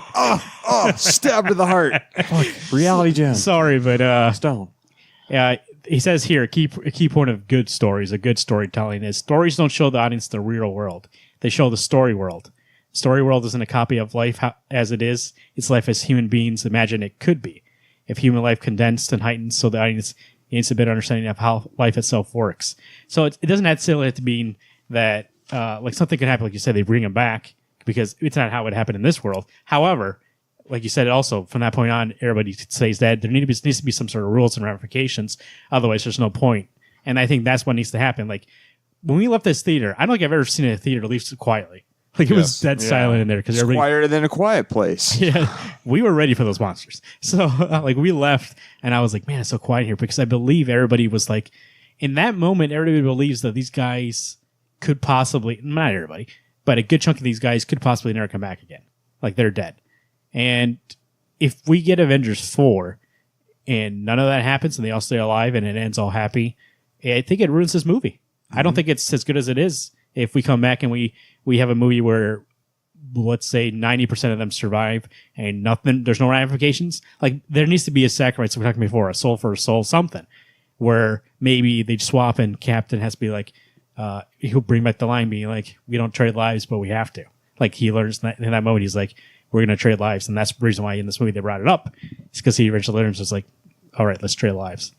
Because then the originals, then that still kind of is a good passing of the torch. The originals are left behind. They pass the torch for the next generation. The next generation heroes. Yeah. Oh man. So we'll see. I am super excited for that movie now. Sorry to Ant-Man, I am not excited for your movie anymore. I'm excited for Captain Marvel and Avengers. I'm excited for Ant-Man, just for the fact that it's going to be a funny movie. But when you get to like the end credit scene, you're going to get like 10 seconds of exposition for that. I bet movie. you they don't do anything attached. If anything, they're going to show a post-credit scene of someone disappearing. That's what I'm saying. That's what otherwise, but I don't even think they'll do that. I think he's right. I think because I think they're just going to wait for Captain Marvel. I don't think they want you to be focusing on that story. They want you to focus on Ant-Man. Yeah, they want you to focus on the fun of the movie. But I want Grizzly to be an Ant-Man. Maybe that's what. Oh, that'd be cool. Dude, that would be awesome. Maybe that's what they're doing with this movie though, because they know how much how emotional Infinity War was. So they go, we'll give you a funny movie to like forget about it, and then boom, here's Captain Marvel. Here's Infinity War Part 2. Getting right back into it. What did we settle on? What's going to be called? Annihilation. You said Secret Wars. Thanos Quest. I don't know. I don't even know if it's going to be Secret War, but because I don't know how they could turn it into that. But I'm going to say War. Avengers Civil War 2. That's what I'm hoping for. Avengers Civil War of the Age of Ultron Ragnarok. One that's sticking in the back of my head is there was a storyline, an imprint for Marvel back in the 90s, Heroes Fallen. So that's kind of one I think of just to show how much gravity it has. But I don't know. I feel like with an Avengers movie that's going to be that huge, it's got to be something kind of more about hope, not like everyone's dead. Like you need to go read Infinity Gauntlet, like right now. You should read Infinity Gauntlet. It's a great story. Great art from George Perez up through issue 4, and then it's Ron Lim, I think. Lin. But it is great. And the movie ends the same way. He ends up in the farm. He starts at the sunset. What farm is he on? Is he in... Titan. Like Titan. He's on Titan? No, he went back to his home. Oh, really? Okay. Yeah. I didn't know that. I thought he was in like Alaska or something. He's going to be our first fan for the show. There's grass, man. It's not Alaska. You know what I just found actually? I just found somebody who's speculating on the subtitles. You want to hear them? Avengers Annihilation. Alex, there you go. Avengers Hydra Strikes Back. Not that good. Hydra Strikes Back. Real bad. Holy shit. What if that movie takes this dumbest turn in its own? If Red Skull's not the villain of that movie. Avengers Forever, which is a Kurt Busiek storyline. That might be great. Ooh, yeah. Forever. Avengers Secret Invasion. We can have that. They kind of set that up. They kind of mentioned that's what Captain Marvel's going to be about. So, holy shit, they're going to bring the Skrulls. Avengers Secret Wars. That's what Corey was just saying. Yeah, they got him, man. Oh, did they? They got him. Did they really? Oh, yeah. I don't know if that's true from you. Is that real? Yeah, they got No, I'm serious. I can't trust you. Spider-Man. You were laughing when Spider-Man died. Come on, Spider-Man. Skrulls are coming. Avengers Forever does sound good. I do like Avengers Forever. And that's got a good fix for what will happen from then on. They set it up already. Wakanda Forever? He comes back. Avengers Forever. By the way, I was saying, I forgot who I was talking. Probably you, Garrett, on Thursday. I don't know for what reason, because I like Black Panther as a character. I think he's an ultimate badass in the comics, in the movies, whatever. Every single word he said in that movie, I got chills. I don't know why. He like get this man his shield. Get this man his shield. When he's like Wakanda Forever, and he's saying the line, hold the line, and he's like, open up the shield, everything. I was like, this dude's a fucking badass. The Eagles are coming. I love them so much. This movie was on those levels. Like, just as a fan, I'm taking out all the kind of like critical eye. Thor, Black Panther, Doctor Strange, all my favorite people were like, so awesome. Whoever said it was Alex from Marvin who said it feels like a comic book crossover. Oh yeah. 100%. It feels like it's on. It's all at 100. Let's go. Even the Black Order, which like they all died in this movie, so a little bit on that. But all when they showed up and they were actually pretty good. I was like, I loved it because that Jonathan Hickman's run when he made those characters, and for like in the back of my head, I was like, man, isn't that cool that Hickman wrote these characters for the first time and like created them. Well, that literally is their first time showing up in Hickman's run. Yep. Oh, that's cool. And that's what they are. They not normally are they his kids? No, none of that. They're supposed to just be his. There's generals, just punks. Yeah. Okay. Which one was the one that was like Voldemort looking? I guess Ebony Maw. Yeah. Oh my Ebony Maw. God. I mean, that even happens in an Avenger run. He takes Doctor Strange and Torch to try to get stuff out of his head. Because I think my thing is that I talked to you, Marvin. It's the Black Panther versus Black Dwarf, and I really wanted to see that fight because I think for some reason I see it's this really cool in the giant behemoth versus this little in that instance a pipsqueak compared to him, and he just beats the shit out of him. That's what I wanted to see. So Infinity Gauntlets, Thanos Quest. It was going to bring up. I like Forever now. Forever. Avengers Assemble is the other one I was thinking would be. Well, good. They already did that for the UK. Oh, I see what you're saying. Yeah, that's really tough. They already ruined that name. No, I was saying recommended reading Infinity Gauntlet, Thanos Quest, and then Avengers, the Jonathan Hickman run, the least Infinity. I would say before the Avengers 4 comes out, read all that and kind of get yourself in that. If you want to get yourself in the mood for that movie, these are the things. With a little subtext note, if you get confused by Jonathan Hickman, you're not alone. I think my point of order is going to be read Gauntlet, I want to read Infinity, that whole Jonathan Hickman New Avengers. You never run. read Infinity? No. You haven't read it yet? No, he I have it. dude. He was and in the book I we was were working getting. on it, but Perfect time. I But feel then like I would then go fell back. behind. I would want to go back and just read them since I have them all now, and that way I could see. Okay, because I feel like there was times because I don't know if they were monthly at the time or whatever, where I kind of lost. There was so there much was going still- on. I I think Yeah. Avengers was twice a month and New Avengers was once a month. and then I want I to only read got the Avengers. Brian Michael Bendis run of New Avengers. I don't need it for You this. used to lend Secret Invasion. me New Avengers on the Kindle. I Yeah. remember that. Oh man. So- Thanos Quest leads up to Infinity Gauntlet, and then Infinity Gauntlet's great. There are some stuff after that I don't think it's really that good. There's a lot of Infinity stuff after that, but you can skip that, I think. And then Infinity and Avengers for Jonathan Hickman's run. I think if you want to kind of get in that mindset, read that in. Oh, I see. I don't need to read the. It's not Infinity related. See the New Avengers from Brian Michael Bendis. No, yeah, that's what I'm saying. That's what I see. These are like the four things I'd be like, if you're going to need to read something, something to keep your mind in this kind of mood. Those four things, I would do that. Wednesday Comics 605 at gmail.com. Email us what you thought of Avengers. Email us what you think that subtitle might be. I'm interested. Email us or tweet at us at Wednesday Comics. Let us know what you think it'll be, or put on our Facebook page at facebook.com/Wednesday Comics Podcast. At Alex Pastrello on Twitter, at Corey Walls on Twitter, and at Garot2188 on Twitter, and I'm at Marvin_Salguero. To 605-215-1849. If you want to leave us a voicemail, tell us the subtitle, go ahead and do it. And you can leave us a voicemail what you thought of Avengers. And we'll, whenever you leave a comment, and if you don't have a question to ask, that's fine. But if you just want to talk about something, send us a voicemail. I'll put it at the end of the show. That's what those are for. We have a book club coming up, right, Garrett? Wednesday Comics, League of Extraordinary Gentle People, proudly presents. Saga of the Swamp Thing, book 1. This is Alan Moore. We're going to be reading that and then talking about it in July. And so, not on July 4th. We're doing it the next week. Good Right. job. America gets its day. America gets its day. Plus, there's a lot of stuff happening that day, so we got to push it back a week. We're going to have John Borland on the show, the king of the Swamp Thing. He's going to let us know the little nuggets, the little nuances, the history. That way you don't have just have three idiots talking about Swamp Thing. You have an expert in the room for once. And we'll tell you about it. It's a pinnacle Swamp Thing story, and we're going to make sure that you hear about it. SuperCon 2018, Return of the Con. That's September 28th, 29th, and 30th. On the 28th, SuperCon will be doing a live show, live panel. So make sure you get your weekend pass, $30. Supercon.com is where you get that. And you can show up and see our show. You can see some wrestling on that Friday. On Saturday, you can see all the creators. Go to supercon.com for a list. And then on Sunday, I believe they're having a game tournament. And it's family day. Bring your family out. Show them all the cool things that they can get into. Rootsofswampthing.com. Speaking about John Boylan. If you want to learn more about the Avatar of the Green, go to rootsofswampthing.com. Make sure you're familiar with Swamp Thing because he's breaking in a lot of things. We have a Justice League Dark coming out Yep. that he's going to be a part of, and then Swamp Thing always shows up in random parts of books. He was in Superman 45?